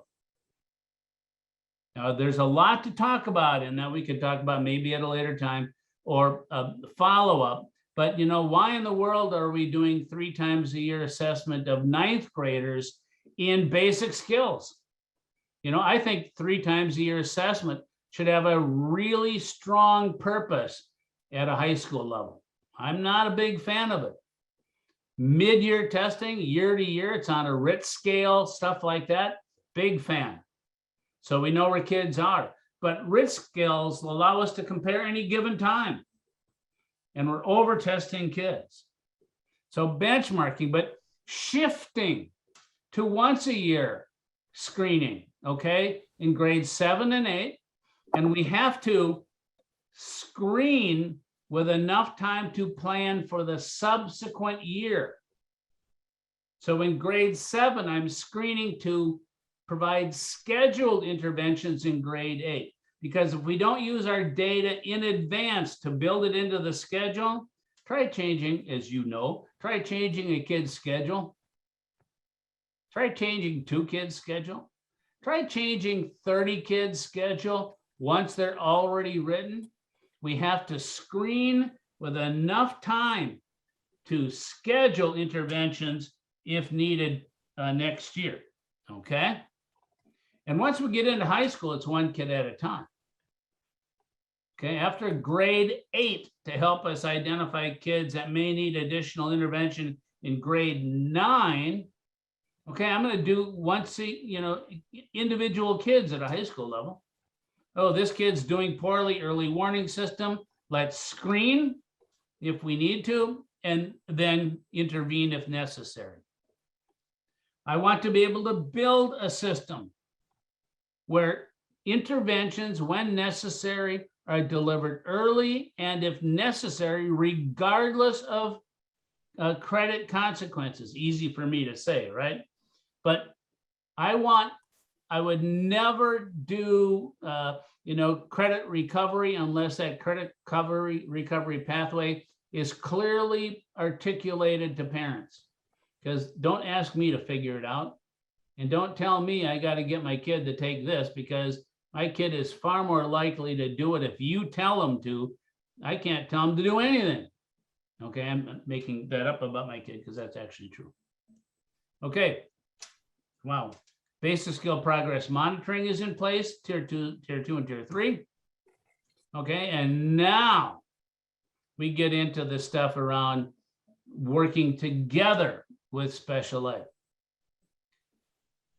I want us to adopt a philosophy of data-based decision-making that we collect just enough data to make really good decisions. The easiest thing to look like you're doing MTSS is test kids more. Testing kids is easy. Takes time away from instruction, which most, kind of like a snow day. Now it's our map day and I don't have to teach that day. I'm being sort of facetious there, but testing can serve as an escape mechanism because teaching is fatiguing and tiring. I want to reduce, and I want our staff to understand that as a data person, we're going to make a commitment to reducing the amount of time we spend testing kids and increase the amount of time we spend intervening and supporting kids who need it. The rest of this stuff, look, we build in special ed decision-making should be faster, quicker, more, and kids should be getting more powerful intervention. We need to change how we write our IEP goals. We need to strengthen our interventions. And boy, look at this. This is the fun part, which of course I never get to in my presentation. The rest of my presentation is more detail on all of the ways that we can improve instruction. Okay? More detail, like when we teach a content area class, we need to really understand that we are teaching a second language to our students. Biology has its own language. Social studies has its own language. Music has its own language. PE has its own language. It has its own vocabulary that we need to understand, we need to teach kids. And boy, what happens if kids are really good and teachers are really good at a strong research-based vocabulary practice? So a kid, if they know how to use that vocabulary strategy and the teacher does in science, it just is so much easier when they see that strategy in social studies. These are things across the board. I've already mentioned note-taking and high quality grading and teaching from a big ideas focus and strategies to increase engagement. There's so much wonderful professional learning and coaching that we could provide. And let me skip right back to where I hope I started. Let's target our early adopters. I think I've told this story before, but not today. I was doing, I had about this much time to do something in a small rural community with one really big high school that served a county in Alabama. And I had time to spend about 10 minutes on building a better grading system. And I had included chapter 2 from Randy Sprick's book on discipline in the secondary classroom. This high school teacher comes up to me at lunch, okay, and says, Mark, I redid my grading system based on what you were talking about. And I said, there's no way you could rebuild your grading system based on 10 minutes of what I had to say. I mean, that would be pretty remarkable. And he said, no, I downloaded Randy Sprick's chapter. I didn't listen to anything he said the rest of the time, but I spent my time redoing my grading system. Would you take a look at it? And we sat down at lunch and I went like, oh man, you did this on your own based on a little bit of talking and a little bit of reading? Okay, I would probably tweak this a little bit, but it was like, wow. So we have early adopters. We have teachers that want to get better. We just need to lead. So remember, there's reasons why we are where we are in terms of lagging behind. So let's pitch it better. Let's make it a strong moral purpose that we identify who we serve and who we don't serve with direct services. And let's make that moral purpose clear. Some kids still don't have minimum basic skills and school is tough for them. And even more kids struggle with at least one content area classroom. And that makes teaching really difficult. So here's what we're going to do. We're going to provide intervention for kids with that basic skill deficit. And we're going to provide you the professional learning to help support kids in content area classrooms and make your job a little bit easier if we do this well. So here's the stuff. And again, I always run out of time. There's probably 17,000 more handouts. But here is also my commitment, promise, whatever to you, and Jennifer Collins, and I think others are familiar with this approach, okay? So here's my promise to you. This is a lot of material to digest in a short period of time. I hope I've connected with some of you with some of those, some of us who are still naive and still idealistic and still believe that no matter how great our school or our community, we can get even better and reach more kids, families, and teachers. But it's a lot to digest, and I offer a pro bono, somebody has to organize the time, but follow up at some point, a month, 6 weeks, 2 months, okay, that we get together online and just talk, let things digest, let you ask all the questions, let you throw those slings and arrows, that I'm sure I deserve, okay? At 9:16, 10:16 your time. This made Thank sense, you. folks? Thank you very much. This was really fabulous. If our the leaders on the call who are a part of our middle high series or were just joining the session because they wanted to hear more about secondary MTSS and our administrators not in the series, if we would welcome any kind of feedback. Would you be interested in a follow-up session at some point?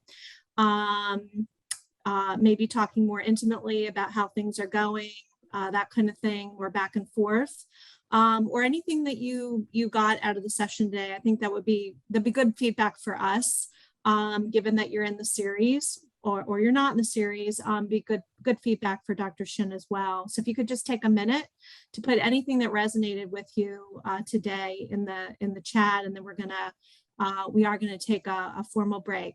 So while you're doing that, Laura, you're ready to go, right? I'm ready. Right on time, like she always is. I just wanted to say a few words about Laura.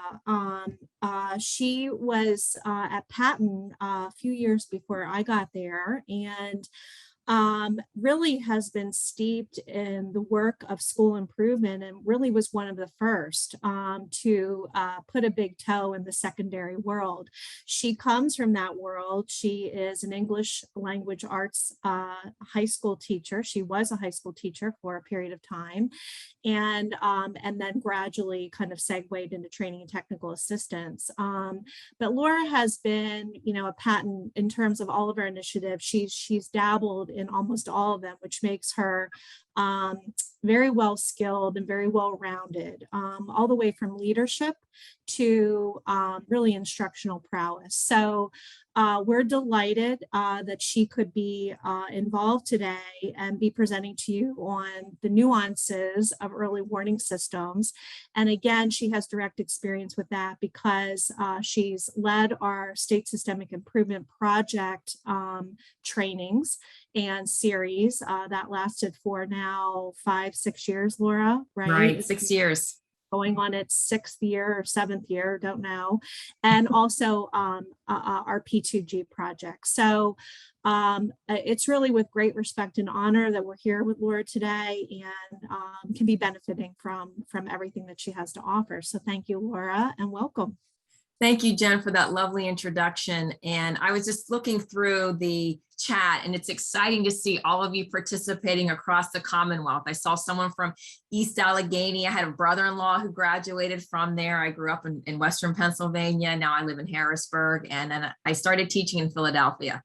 So you can imagine just where I've been across the Commonwealth, and I'm delighted all of you are joining us today to talk about what I want to focus in on today is early warning systems. And our mission at Patton, as always, is to build that local educational agency capacity.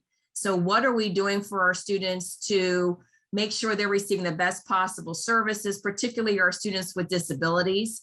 And our commitment as a Department of Education is looking at a least restrictive environment. So we are committed to those things and our mission. So I want to talk about 4 things today in this short amount of time that we have. But I just want to talk to you a little bit about what's the implementation framework that early warning systems came about. Why are we focusing so much on early warning systems in a certain framework? And also, how are we defining what an early warning system is? So how do we operationalize what that looks like? Then I just want to discuss with you a new publication that has come out, what we call the ABCs, attendance, behavior, and course performance around equity. And so we're going to examine a new publication that came out on what culturally relevant and sustaining educators can do for positive outcomes for particularly our most marginalized students. And then finally, this PowerPoint has a plethora of resources and how you can access them. So this PowerPoint and all the handouts are available to you. And we can now have this opportunity to do that. So let's dig into taking a look at the implementation framework and defining what is an early warning system. So as Jen mentioned, we are looking at a state systemic improvement plan in Pennsylvania to increase graduation rates and decrease dropout rates for students with disabilities. And we did that through what's called SSIP. We had 12 high schools or 12 learning sites across the Commonwealth where we did this. And then we also started with our path to graduation, which is looking at middle school students, particularly those with the emotional behavior disorder. We are now in our second reiteration of our state systemic improvement plan. We're working now with 17 high schools across the Commonwealth, and they'll be supported through our 3 patent offices in the Pittsburgh, Harrisburg, and Eastern region. We also do a lot of work with HUNE, which is our Community Parent Resource Center in Philadelphia. So our 17 high schools, our 12 high schools, we have, I believe now over 40 or 50 middle schools that we're working in, all have incorporated an early warning system. And here's why. When we looked at the implementation framework, so how do we increase graduation rates? How do we decrease dropout rates? What's a framework for putting that into place? And this was developed by the National Dropout Prevention Center, which is now associated through the National Technical Assistance Center on Transition called NTACT. And it's basically looking at these 5 phases. So phase 1 is we need a team. So you all here have representatives or administrators from your team. That's your local leadership team. That could be your MTSS team. That could be your behavior team, but you have a core team that's going to do what we say in phase 2, analyze and look at the early warning system data. Because as Mark Shin said, who are we serving? The early warning system is going to show us or lead us in the right direction of who we serve, so then we know to go to phase 3, what we're serving. So that's where we're going to decide what interventions may be best appropriate based upon the needs of the students. Phase 4 is then we need a plan. Who's doing what? What are the timelines? What resources do we need? What professional development may we need for our educators? So is this working or not? And then we come to phase 5 and evaluate what's working, what's not working. What's the data showing us? What's that progress monitoring showing us? And what is our different assessments showing us as well? So those are the 5 phases of implementation. I'm going to focus in on phase 2, the early warning system. And this, I think, was a great definition of defining what is an early warning system, because it has this approach of this is a collaborative approach. So the reason why we want an early warning system, it's a way in which we can analyze data collaboratively. And who are we doing that with? We're doing that with our educators, you all as administrators, our parents and families, and also our communities to analyze data effectively to see who may be off track and who's on track to the pathway of graduation. And with that, an early warning system, again, helps us to organize the information. Probably all of you collect attendance data, behavior data, and course grades, but they could be in multiple places. Who has the password? How can we get that information effectively to our teams in an easily accessible manner? So that's the purpose of an early warning system, to let's meet collaboratively. And secondly, let's examine and analyze this data, effectively and efficiently. It also helps us to see, again, who may be at risk or who's off track, and then what are the appropriate interventions to help students. So based upon Dr. Robert Belfonce's work from Johns Hopkins University, he found there were 3 key indicators that can predict student success. And those 3 indicators are what we identify as the ABCs: attendance, behavior, and course performance. Amazingly enough, if a student is off track in one of these areas, they have a 75% chance of dropping out. So if I'm not coming to school regularly, oh boy, that's going to be a problem. Then that's going to affect my course grades because now I'm falling behind. Again, as Mark was saying, if I'm tardy or I'm missing algebra, that can have a huge impact. Even if I'm still in school, but I'm missing that coursework, that can have an impact. Then my behavior starts up. So I'm trying any way I can to lead the situation. And so then the behavior is impacted. So you can see how this can be a multi-effect if students have one of these areas and then multiple areas are at risk. So how are we defining what is at risk in attendance, behavior, and course performance? Again, these metrics come from Johns Hopkins University, and we have utilized these metrics in our SSIP as well as our P2G projects. So you may want to take a look at this to see how this aligns with your particular school system. And again, it's based upon the national research. So let's break this down a little bit. And again, this handout is available for you in your folders. So attendance.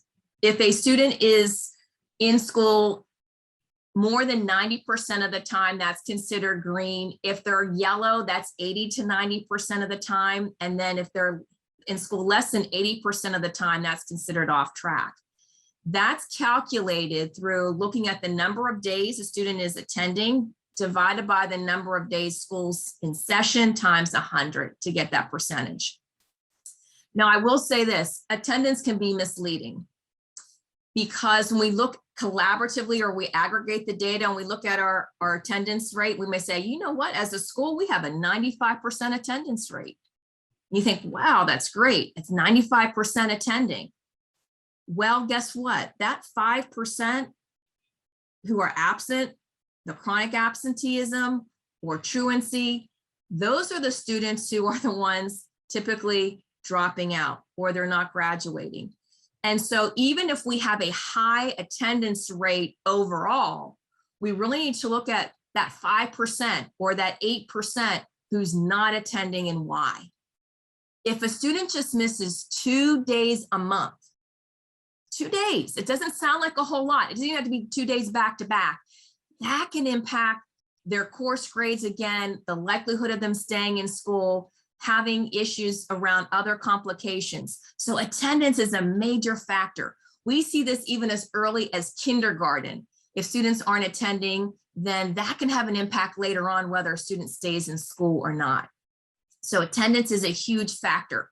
Secondly is looking at behavior, and that's into two categories. There's school code of conduct, and then there's also state reportable offenses. So school code of conduct is typically those office discipline referrals or what you as an entity has decided what are those incidents or infractions according to your school code. If a student has 0 to 3, they're on track. If they have 4 to 5 incidents, that's considered yellow. And again, if they have more than 5, that's considered off track. The state reportable offenses are those major things such as weapons or drugs, and that's either a green or a red. Either I have one or I don't have any. So that's either a 1 or a 0. Then finally, we have course grades. We're looking specifically at mathematics and English language arts. Now, that's not to say if a student is failing another subject area, obviously they're going to be at risk of dropping out. But what we found again from the research is English language arts and mathematics are two key indicators. If I'm failing one of those subject areas, likely I'm also going to have trouble in other subject areas. So you can see there, if a student has more than 70%, that's considered green. 60 to 70% is yellow. And if they have less than a 60% average, then that's considered failing. So when you have your early warning system, you want to have these metrics to say, these are the benchmarks that we have. I found this very interesting. This comes from Everyone Graduates Center, again, from Johns Hopkins. And it's taking a look at the metrics in a very simplified way, but is very easy to understand. So if you have students who are in school less than 90% of the time, they're sliding or they're off track. If they have at least one suspension in behavior or some mild sustained behavior, or they're failing English or math, they are sliding in at risk. On track is my attendance is greater than 90%. I don't have any suspensions and I have a passing grade in ELA or math. But I thought this was interesting. If we want students to truly be college ready, they need to be in school even more than 90%. So they may be considered on track, but greater than 95%, again, no suspensions, and they have a B or better in their grades, that is more college ready or even those higher post-secondary skills. So I just thought that was a nice definitive way of taking a look at narrowing it down to see and even distinguishing on track to college ready. Now, many of our sites have different data systems that they're utilizing. So some of our sites are using PowerSchool, some are using EdInsight from On Hand School, Sapphire is an example, Skyward I know is another example. Our schools are creating their own district database. So if you already have an early warning system in place as far as one of these databases, my recommendation is then to align these metrics to your existing database. So then you're able to run reports to see, again, how are students doing around these areas of attendance, behavior, and course performance. They're all in one place. So you're not looking at different data systems or data supports. Here's an example of what one early warning system report looks like. It just is to give you an example so we can quickly see who may be on track or off track in these areas. So if we look at this sample report, we're doing very well in the areas of attendance and behavior. But when we look at course performance in English language arts, we have 15.6% of the students failing. So we click on that and we can see who are those students that we need to identify. So it lists the students there for us, and we can see we have 3 students, Tracy, Julia, and Bradley. When we look at Tracy, she has an ELA grade of 58. Let's look at some other indicators. How's she doing in attendance? How's she doing in school code of conduct? Well, she's 100% attendance, which is great. And then she doesn't have any issues with school code of conduct. So if she has a 58, we need to find out, why does she have a 58? Is it that she is like Mark's son, who's been going to the nurse maybe for treatment and has been missing classes? Or it's not that she's in class, but she hasn't been turning in certain assignments, or she failed her last exam. So she needs just some additional support in getting her assignments in. It may be that she is in school, but what is it that the issue is? Julia, on the other hand, has a 30 ELA grade. But let's say for Julia, we look at some other data. She's a 10th grader and reading on a 6th grade reading level. So Julia's intervention is going to be different from Tracy's. So even though they're both failing ELA, we need to find out why they're failing that and look at other data sources to see why the case may be. So that's when we would have a more intensive intervention for Julia, because her needs are different from Tracy. So I think it was interesting too, what Mark said is that we have meetings, reports, forms. We have so much out there that we can be, again, data rich and information poor. And this is where the early warning system team really becomes critical in what we're doing, not only the data we're gathering, but how we're analyzing it. How are we utilizing our time? Because we know time is very precious. How do you get a team together? That was one of the biggest things we found with our high schools is, when do you find a time to get together? But here's the thing about an early warning system team you want to keep in mind. You're getting organized that data ahead of time before your meeting, because we want to organize around keeping students on track. We want to intervene early as possible. So what do we do as a team? We organize our data. We identify those students who need support. And I love this. We organize the adults. We need to organize who's going to support the student and in what.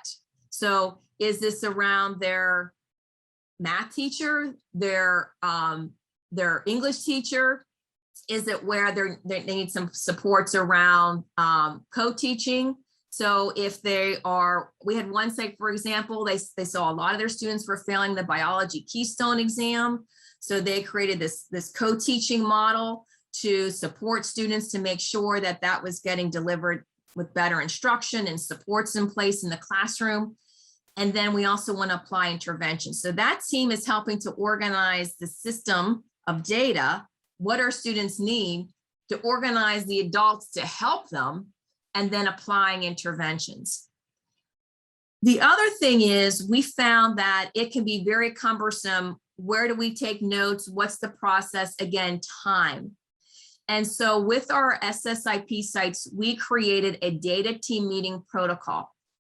And believe it or not, we were able to do these meetings in about 45 minutes. That's what they're designed to do. Now, again, it may take a little bit longer when you're first starting this process. And again, this is having the data available and ready to go right at the meeting. So we're not spending time looking at the data or looking at the data, but we're not trying to gather it together. And with this protocol, you have your data collector who brings the data forward. You have a facilitator, a timekeeper, and a recorder. You take attendance who's at the meeting, and then you have these notes. So the first 5 minutes you're looking at, here's the data we're going to analyze. Again, that's your early warning system data. Then you're going to spend about 25, 30 minutes reviewing. What are the trends we're seeing? What does it look like in maybe our 6th grade classroom versus our 7th grade classroom? What about our 9th grade versus 10th graders? What trends are we seeing as far as math? And then we maybe find out, well, what math course in particular are students having trouble with? Then you have about 5 minutes of announcements and next steps, and then you leave the last 5 minutes to share something positive. So again, this has been a very good approach. It's concise, it's effective.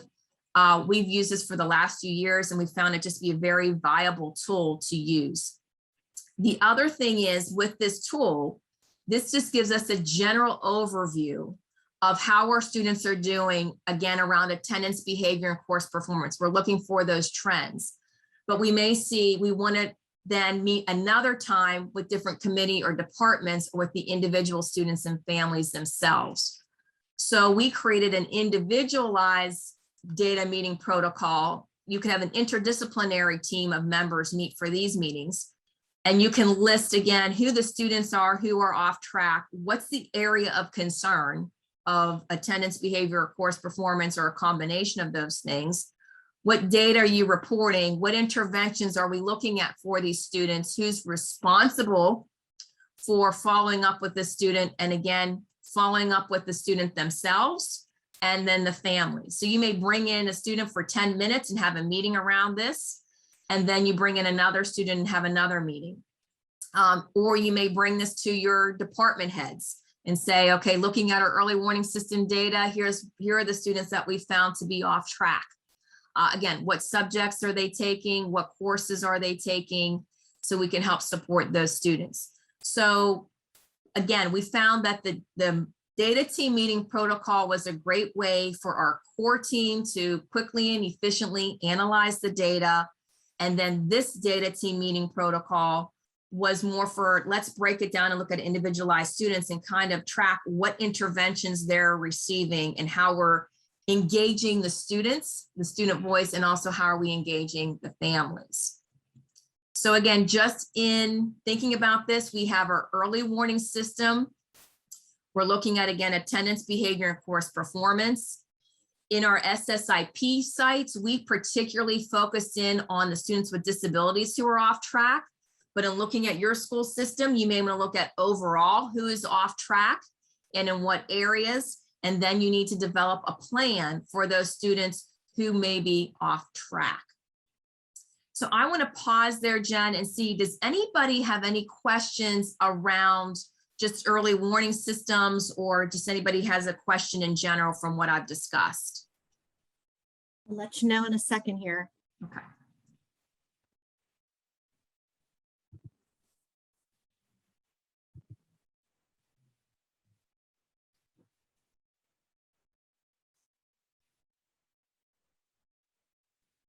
Not seeing anything at this point, but if anything comes in, Laura, I will, I'll try to just interject and get your attention, okay? Excellent. All right. So the second part I want to talk to you all about is, now that we have an early warning system in place, we want to take a look at what are some ways we can have some equitable practices? And I want to discuss with you about what we call the ABCs with equity. And we're going to examine a new publication that's just come out around that. So what can we do as educators to make sure we're creating some of those positive outcomes around the ABCs? So again, with our state systemic improvement plan, we have a theory of action. And all of our sites are looking at implementing what we call coherent improvement strategies. And one of them is, number one is you need an early warning system, but then we have other coherent improvement strategies. Here's where you all come in for today. Coherent improvement strategy number 2 is a multi-tiered system of support for academics. So perhaps what are some things we can do around academics to support our students who are off track? Strategy number 3 is a multi-tiered system of support around behavior. Strategy number 4 is looking at attendance strategies and also alternative programming. That could be after school programming, summer schools, credit recovery, looking at some different targeted interventions. That's number 4. Number 5 is what are those culturally responsive practices? And we're going to talk a little bit more about that with this new publication. And then number 6 is family engagement. Number 7 is being secondary transition. Now, our sites don't do all of these things at one time. They take a look at 1 or 2 things based upon the needs of their students and build upon that within their action plan. Now, what we found though is how do we get students involved, but also how do we get families involved? And then also, how do we really build those culturally responsive practices? And so with that, and with the Department of Education having a greater emphasis on equity, we have this new publication around the ABCs, and it is also available in Spanish. So I just want to highlight a few things here around the ABCs and equity. And I think this would be a great opportunity if you took this publication and had a professional learning community around this topic.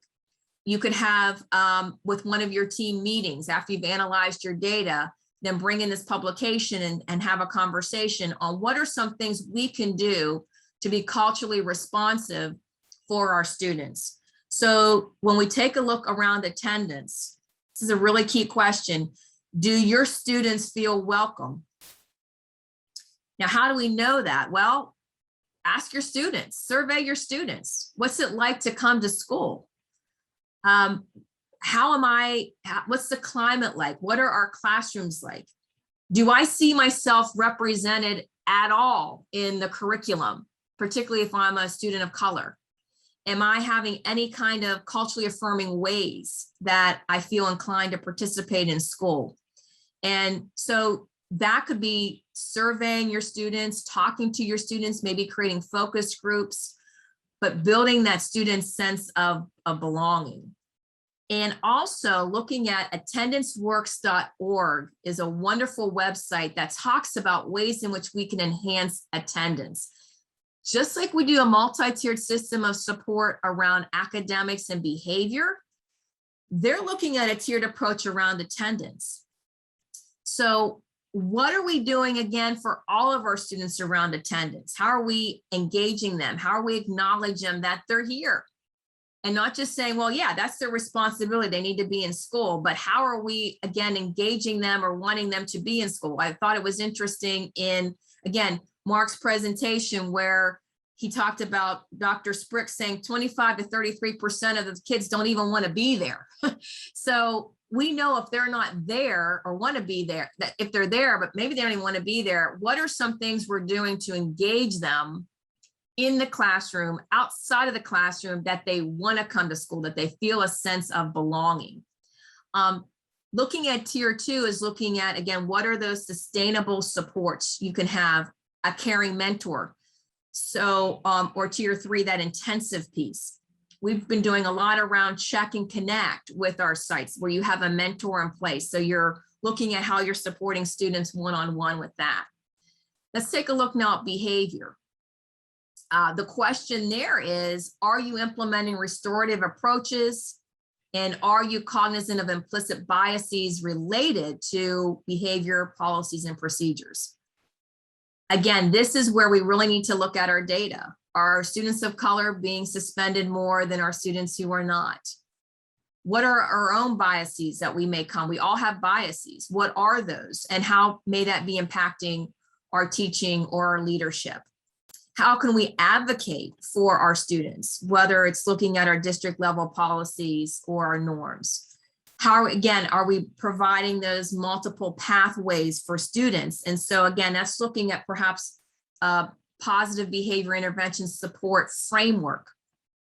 What are we doing for all of our students? How are we targeting certain students who may need that additional support? And then what are some intensive supports that we may be able to provide? Then finally, course completion, course performance is, are you fostering high expectations and rigorous evidence-based instructional practices with materials that reflect the students you teach? Again, what courses are you offering? We have English courses, but what are some of those English courses offering? What's the literature that they're reading? What are the subjects that they're involved with? Who's getting access to the advanced courses? Again, is it our students with disabilities? Are any of them getting access to some of that high level content or high expectations? Are our students of color, again, where are they being educated? And looking at continually seeking that local community support. So who are our reliance there, that we have our cultural, what we say, communicators that may be with us. You may have a school that you have multiple languages. There's a high school I was working with, there were 20 different languages represented in that one school. And so again, how are we welcoming, having those supports in places, inviting some of those local educational agencies to help, because we may not have the interpreters for all those different languages. So this is just, again, one way in which we can look at what are some practices we can do around course performance, and what does our course schedule look like? I was working with one rural school district, and they had a lot of students who were really into fishing and hunting and sporting. And so one of the English classes they created was that those were some of the subject areas that they were reading about. So they were looking at different ways in which that was a big part of the community. And so they were doing their Pennsylvania state standard. You can do compare and contrast, summarizing, analyzing, but looking at the literature that's reflective of the culture. And so that's just one example of how we're being culturally responsive. Then finally, I'm always amazed when I go into schools and I ask them, how many credits do you need to graduate? And students don't know. Families don't know. And it's really, really important to know, how many credits do you need to graduate and in what subject areas?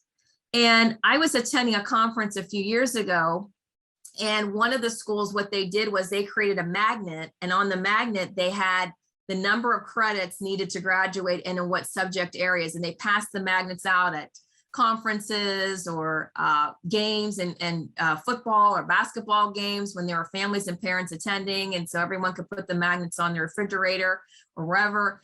And everybody then knew how many credits I needed to graduate and in what subject areas. So just something as simple as that can be a way in which we're communicating to make sure we're doing that. So I just want to pause here and just see, again, encourage all of you to take a look at that ABC publication and share it with your teams and your faculty and staff. Again, it's a great professional learning community to see what are we doing to make our students feel welcomed? What are our policies? What are we seeing in our data? Is there disproportionate, again, number of students being suspended? And how are we developing and really fostering those high expectations for all of our students? And what's the evidence-based instruction we have in place to make sure we're engaging the students that we teach? The Laura, last thing, oh yeah, go ahead. Before you go on about your publications, since you're on that topic, if folks would want to get the pretty publications, what can you talk to them about the process for doing that? Right, I'll do that. That'll be my next piece. Okay, thank you. Yeah. So we have a lot of resources available, one of them being the new equity publication, but we also, before that publication came out, we have what's called the ABCs for students. And so with this, we actually had focus group of students, again, across the Commonwealth, and asked them, what are some things you can do to improve your attendance, behavior, and course performance? And so we created this publication. Again, it's available in English and in Spanish, and I'll show you how to access all these publications. But what we did with this publication is when we had IEP meetings, or when a student was having a conference around, again, maybe they were missing a lot of school. They may not have been a student with an IEP. When you're conferencing with the student, we had this publication available in the office where you meet with students, and we gave them that publication.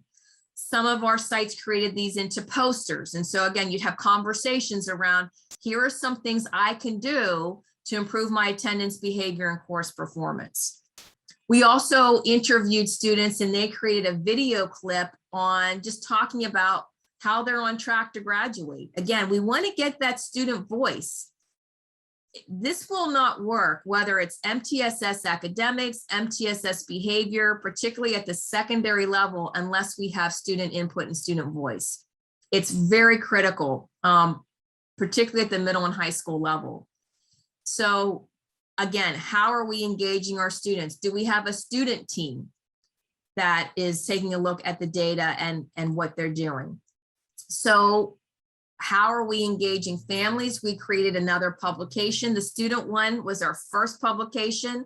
Then the family one was our next publication. Again, we interviewed and did small focus groups for families to say, what are some things I can do to help my student graduate around attendance, behavior, and course performance? So again, many of our schools had these publications available. They passed these out, not only during parent-teacher conferences, but or when a student was having supports or in trouble. It was just in general, again, having these out at basketball games or games or events or a play, where families could get access to, oh, here's something I can do to help my student or make sure they're on track to graduate.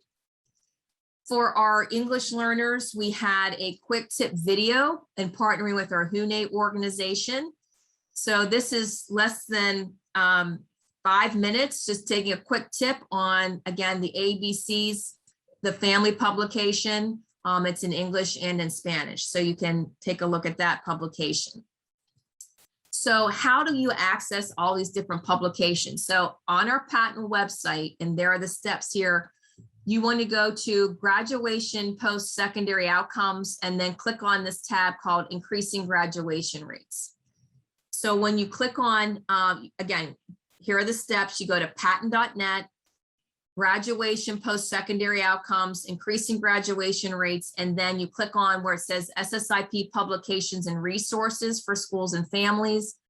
There you're going to find all of our publications. So we have the ABCs in equity, ABCs for students, ABCs for families. We also have patent publications around attendance in general, strategies to help families. These resources are also available in Spanish. And then the data tools that I shared with you, the data team meeting protocol, the early warning system metrics, those are also available on our patent website. Again, just going to our patent website, graduation post-secondary outcomes, increasing graduation rates, and SSIP resources. The publications that are nice and in color, you can get those for free. So when you go to the website, you can order those and have those sent to your school for free. There's no charge for any of our publications for you. And then there's also a patent pod where we're discussing, again, the ABCs around increasing graduation rates. And then here's also some online resources from Pennsylvania. So we, again, our patent website, the PDE Equity Hub has a lot of resources. The ABC publication I showed you just scratches the surface. So then if you're looking, so how can we make attendance or our climate more inviting? What are some things we can do around our curricula? let's go to the PDE Equity Hub and see what resources are available, because we do have an area of need there. So again, just some other resources available there. And then the national online resources. Again, I highly recommend, if you're looking at ways in which you can enhance attendance, go to attendanceworks.org. They have lots of great ideas, even getting the community involved, families involved. We also have Check and Connect from the University of Minnesota. Learning for Justice has some wonderful resources, again, around equitable practices. And if you're looking for more around transition, the National Technical Assistance Center for Transition there.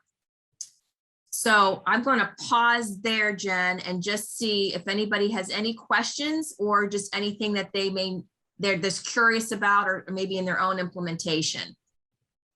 Yeah, that's a great question, Laura, because one of the requirements, again, for our middle high teams is to establish an early warning system. And so we're going to give people a formal chance to talk about that in breakout rooms. But would anyone care to put anything in the chat related to early warning systems, the publications, issues they're currently facing related to today's topics, anything you want to share?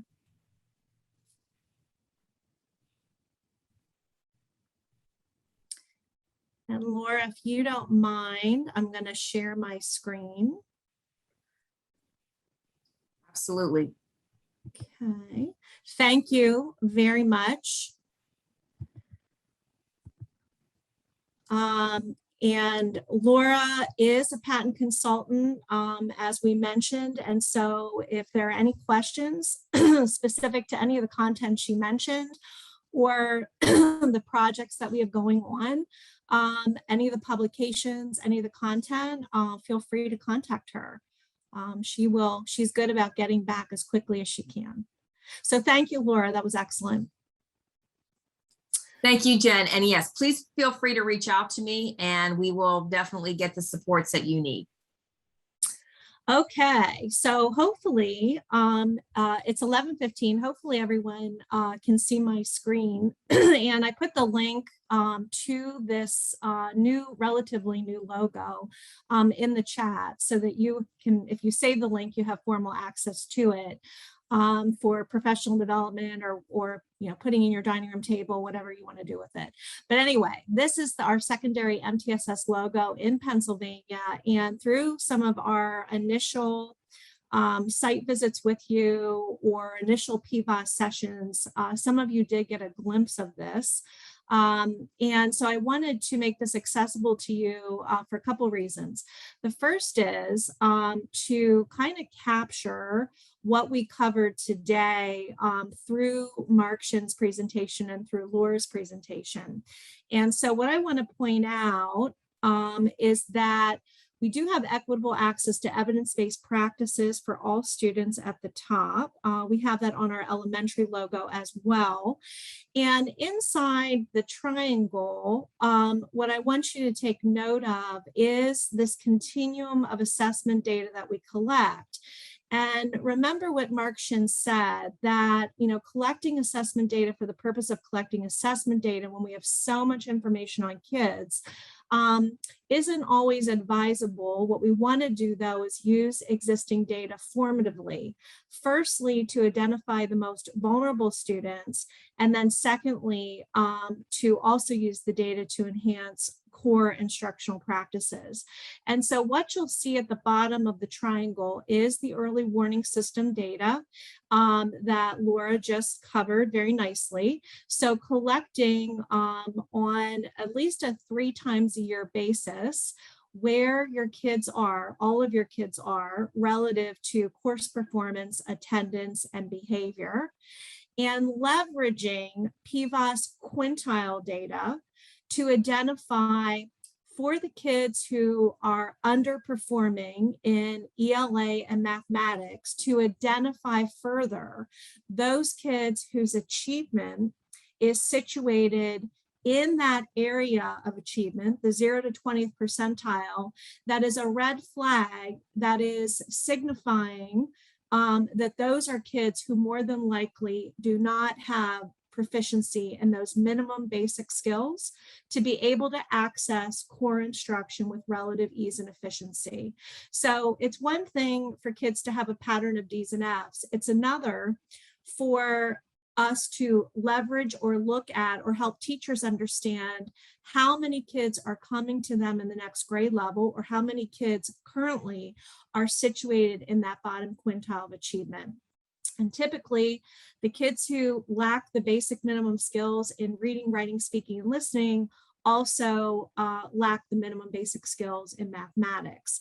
And so that's one of the reasons that we started off the year helping you and your staff to really kind of interpret the performance data, the achievement data, the continuum that you have, but also where we're getting growth and where we're not across middle and high school grade levels with respect to ELA and mathematics.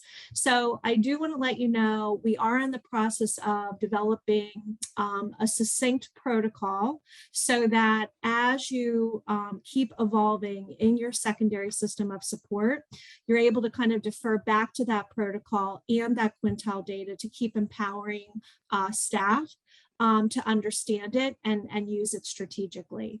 First point is to identify the who. How many kids are coming to you pretty routinely, pretty predictably, being at risk or being most vulnerable, particularly with not having those basic skill deficiencies. And that would be the kids who are often sitting in this upper part of the triangle, the red range. This is where we get increasingly diagnostic and we do much more progress monitoring. These are the kids who receive treatment. Then we have all the other kids who may not be sitting in the bottom quintile of achievement, but have needs. And those are kids that we give support to through increasingly robust and enhanced core content instruction. So our goal throughout this series is to help you, A, leverage the data, and then B, help you to provide meaningful domain-specific professional development to job-like groups of folks. So your ELA teachers, your math teachers, your ESL providers, and your behavioral health people, so that by end of the year, you can come together individually and collectively as a system and say, what kind of things have we learned this year? What kind of changes are we making to practice? How can we keep sustaining those changes and monitoring the impact that they're having moving forward? And one of the ways you can monitor, not only through your formative data, but more formally is, are there decreasing percentages of kids sitting in the bottom quintiles of achievement based on performance on our PSSAs and keystones? So are we getting decreasing percentages of kids sitting in this bottom range? And are we seeing more kids benefiting from what we're providing through enhanced core content instruction? Is the way that we're providing differentiated support working? Maybe that's content enhancement routines. Maybe that's adopting an integrated core reading curriculum. It could look like a number of things. The point is that this is a learning year. First thing is to prioritize the establishment of early warning system. Keep leveraging your PVAS data to get to the kids who definitely need treatment for an elongated period of time or for however long they need it, to then be able to access core instruction again with relative ease and efficiency. So that is really year one. There are a number of teams who've been in this series for going on 2 years, 3 years. And the point is that this doesn't happen overnight. It does require a team, and it does require kind of keeping all this information that you learned today on the front burner as leaders to the best of your ability. So use this graphic in whatever way you want to keep dialoguing with all the team members who I know are working very, very hard to balance what they do every day as you are with also all the PD requirements for this year. The second part of this is a back page, and I'm not going to show you that now, but that too, well, if I scroll up, I'll just show you what it looks like. These are the tenets of a multi-tiered system of support, and Laura mentioned a lot of them as big ticket strategies for increasing graduation rates and reducing dropout rates. But you can also go over these with practitioners, again, to help them understand conceptually why it is we're moving a system of supports and services to the secondary level, why this has become a priority for you, as evidenced by you participating in this series, but as part of viable school improvement. And so you see RTI over here. Mark Shin mentioned that there's often confusion between a multi-tiered system of support and kind of capturing responsiveness to intervention. When we think about your vulnerable kids who are situated in the bottom levels of achievement, that bottom quintile of either ELA or math achievement, those are the kids that we really want to be pretty strategic and calculated in capturing responsiveness to intervention. And we'll talk to you more on the site visits and in your domain specific groups about how we capture that through formative assessment and other formal ways of ascertaining growth and making sure that the medicine that we're providing is working. So with that, what we want to do for at least the next 10 minutes, so from about 11:25 to 11:35, is have you have a chance to talk to other leaders about the content that was covered today, about your own efforts in leading the establishment and implementation of tiered systems of support at your level, middle or high. We prefer you not be within same district right now, that you get a chance to kind of talk to other people across the state. So Kieran, I think, is going to help put you into breakout rooms. You can have this particular attachment in front of you. You can access Laura's handouts, whatever will help you facilitate some conversation over the next 10 minutes. That would be great. Laura, did you want to say anything about that? No, I think that's great. And in your discussion, when we come back as a whole group, if you have questions, or you can type them in the chat, I'd be glad to answer those while we're here. Very good. Okay.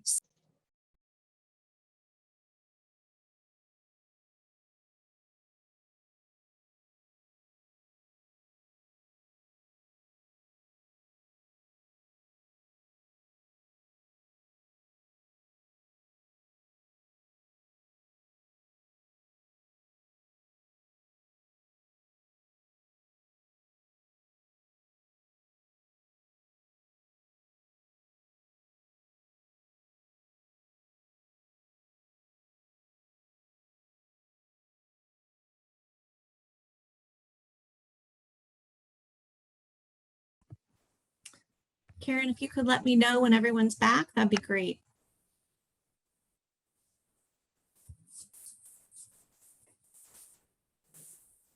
I think we're ready to go, Jen. Okay.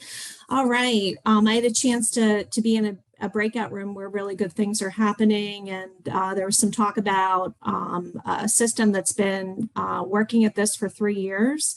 And another comment that getting up and running with their early warning system is their next step. So what I wanted to end with is just continuing to bring you back to our middle high live binder, because this is a repository that basically encapsulates everything that you'll be learning throughout the year, and hopefully more. So when you look at these tabs, they will tell you thematically kind of what's underneath everything. So Laura today mentioned attendance strategies, and underneath the attendance tab, you will see the link to attendance.org, as well as some other strategies related to, or information related to, attendance. There's a tab on equitable practices, tools, and resources. There's a tab on evidence-based practices across the domains. There's a tab on mathematics, and so on and so forth. So your practitioners, as we know, are in Java-like groups. And so all of the training sessions and resources that follow their PD across the course of the year, you can find underneath these tabs. We are certainly going to let them know that when we do Java-like training with them, but we also want you to know as administrators kind of where everything is. The biggest piece, I think, is just kind of keeping tabs regarding who's getting PD and when. And so that is all found on the application that you completed. You'll certainly get notices through Kelly Cap, our program assistant, but having this application kind of handy it is recommended. So when you scroll toward the back of the application, close your eyes for 1 second, please, you will see professional development schedule for you as administrators. Our next date to get together will be on January 20th. And that's actually the day that I asked Mark Shin if he might be available to come back. We'll be focused on systemic change. Again, a focus on equity with Dr. Amira Hill Yancey in the morning for about an hour, hour and 15 minutes. And then you will hear from 2 different schools. Rob Nordahl is from Lebanon High School, and Andrea Landis and Amanda Velte are from Warrior Run Middle and High Schools. And so they'll be presenting on their efforts. And then what I'd like to ask Mark Shin to do, if he's available, is an end of the day kind of informal discussion from about 2:45 to 3:45. And as he mentioned, you can bring whoever you want to that discussion. So we'll have the link. It'll be the same link all day. And if he's willing, that's when we'll try to schedule him to return back. The last day with you, George Bash, Dr. George Bash, previously at University of Southern Florida, another kind of well-known person within the field of multi-tiered systems of support, will be speaking about integrating evidence-based practices within a tiered system. So what do the practices of social, emotional, behavioral, and academic, when they're integrated, look like at the classroom level or the content level, all the way into the advanced tier level? And then we will be hearing from you in the form of mixed regional team presentations. So this is your opportunity then as an administrator to begin to pull your folks together throughout the year to talk about where they are in practice, what they're learning, how that's impacting what they're doing in content areas, how kids who are receiving treatment are being impacted, or how you're getting there. That's an opportunity to take all of what you've learned this year and put this into a team presentation. You can see the team presentations are fairly short. They're about a half hour. But what we want to do in these presentations is encourage you to get into the nuts and bolts. We certainly want to know where you are, what your demographics are, but moreover, we want to know as a system, what did you learn this year? What kind of progress did you make relative to the needs of your kids and your context for your tiered system? So there will be, as you can see, multiple breakout rooms, and you'll be kind of randomly mixed in teams in those breakout rooms. And then we'll just have closing comments and bring the series to an end. When you scroll down on that application, you will then see the PD for your for Java-like practitioners. So that's here for your reference. I'm not going to go over it in detail. Jared Campbell, who is our statewide lead for mathematics, is doing PD a little bit differently. With his colleagues, math colleagues from the East and the West, it's more customized. So his PD looks a little bit different for your math folks, but you will want to reference the other PD schedules for your ELA folks, your ESL folks, if applicable, and your behavioral health folks, your school psychologists, your school counselors, and if you're lucky enough to have a school social worker, be appropriate for anyone who's doing behavioral health and, for example, serves regularly on a SAP team. So I just want to pause there and just make sure you know where to find the stuff, that you have it, that you feel comfortable.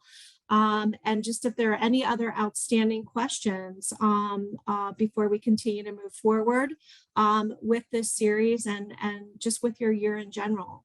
So any other comments for the good of the order?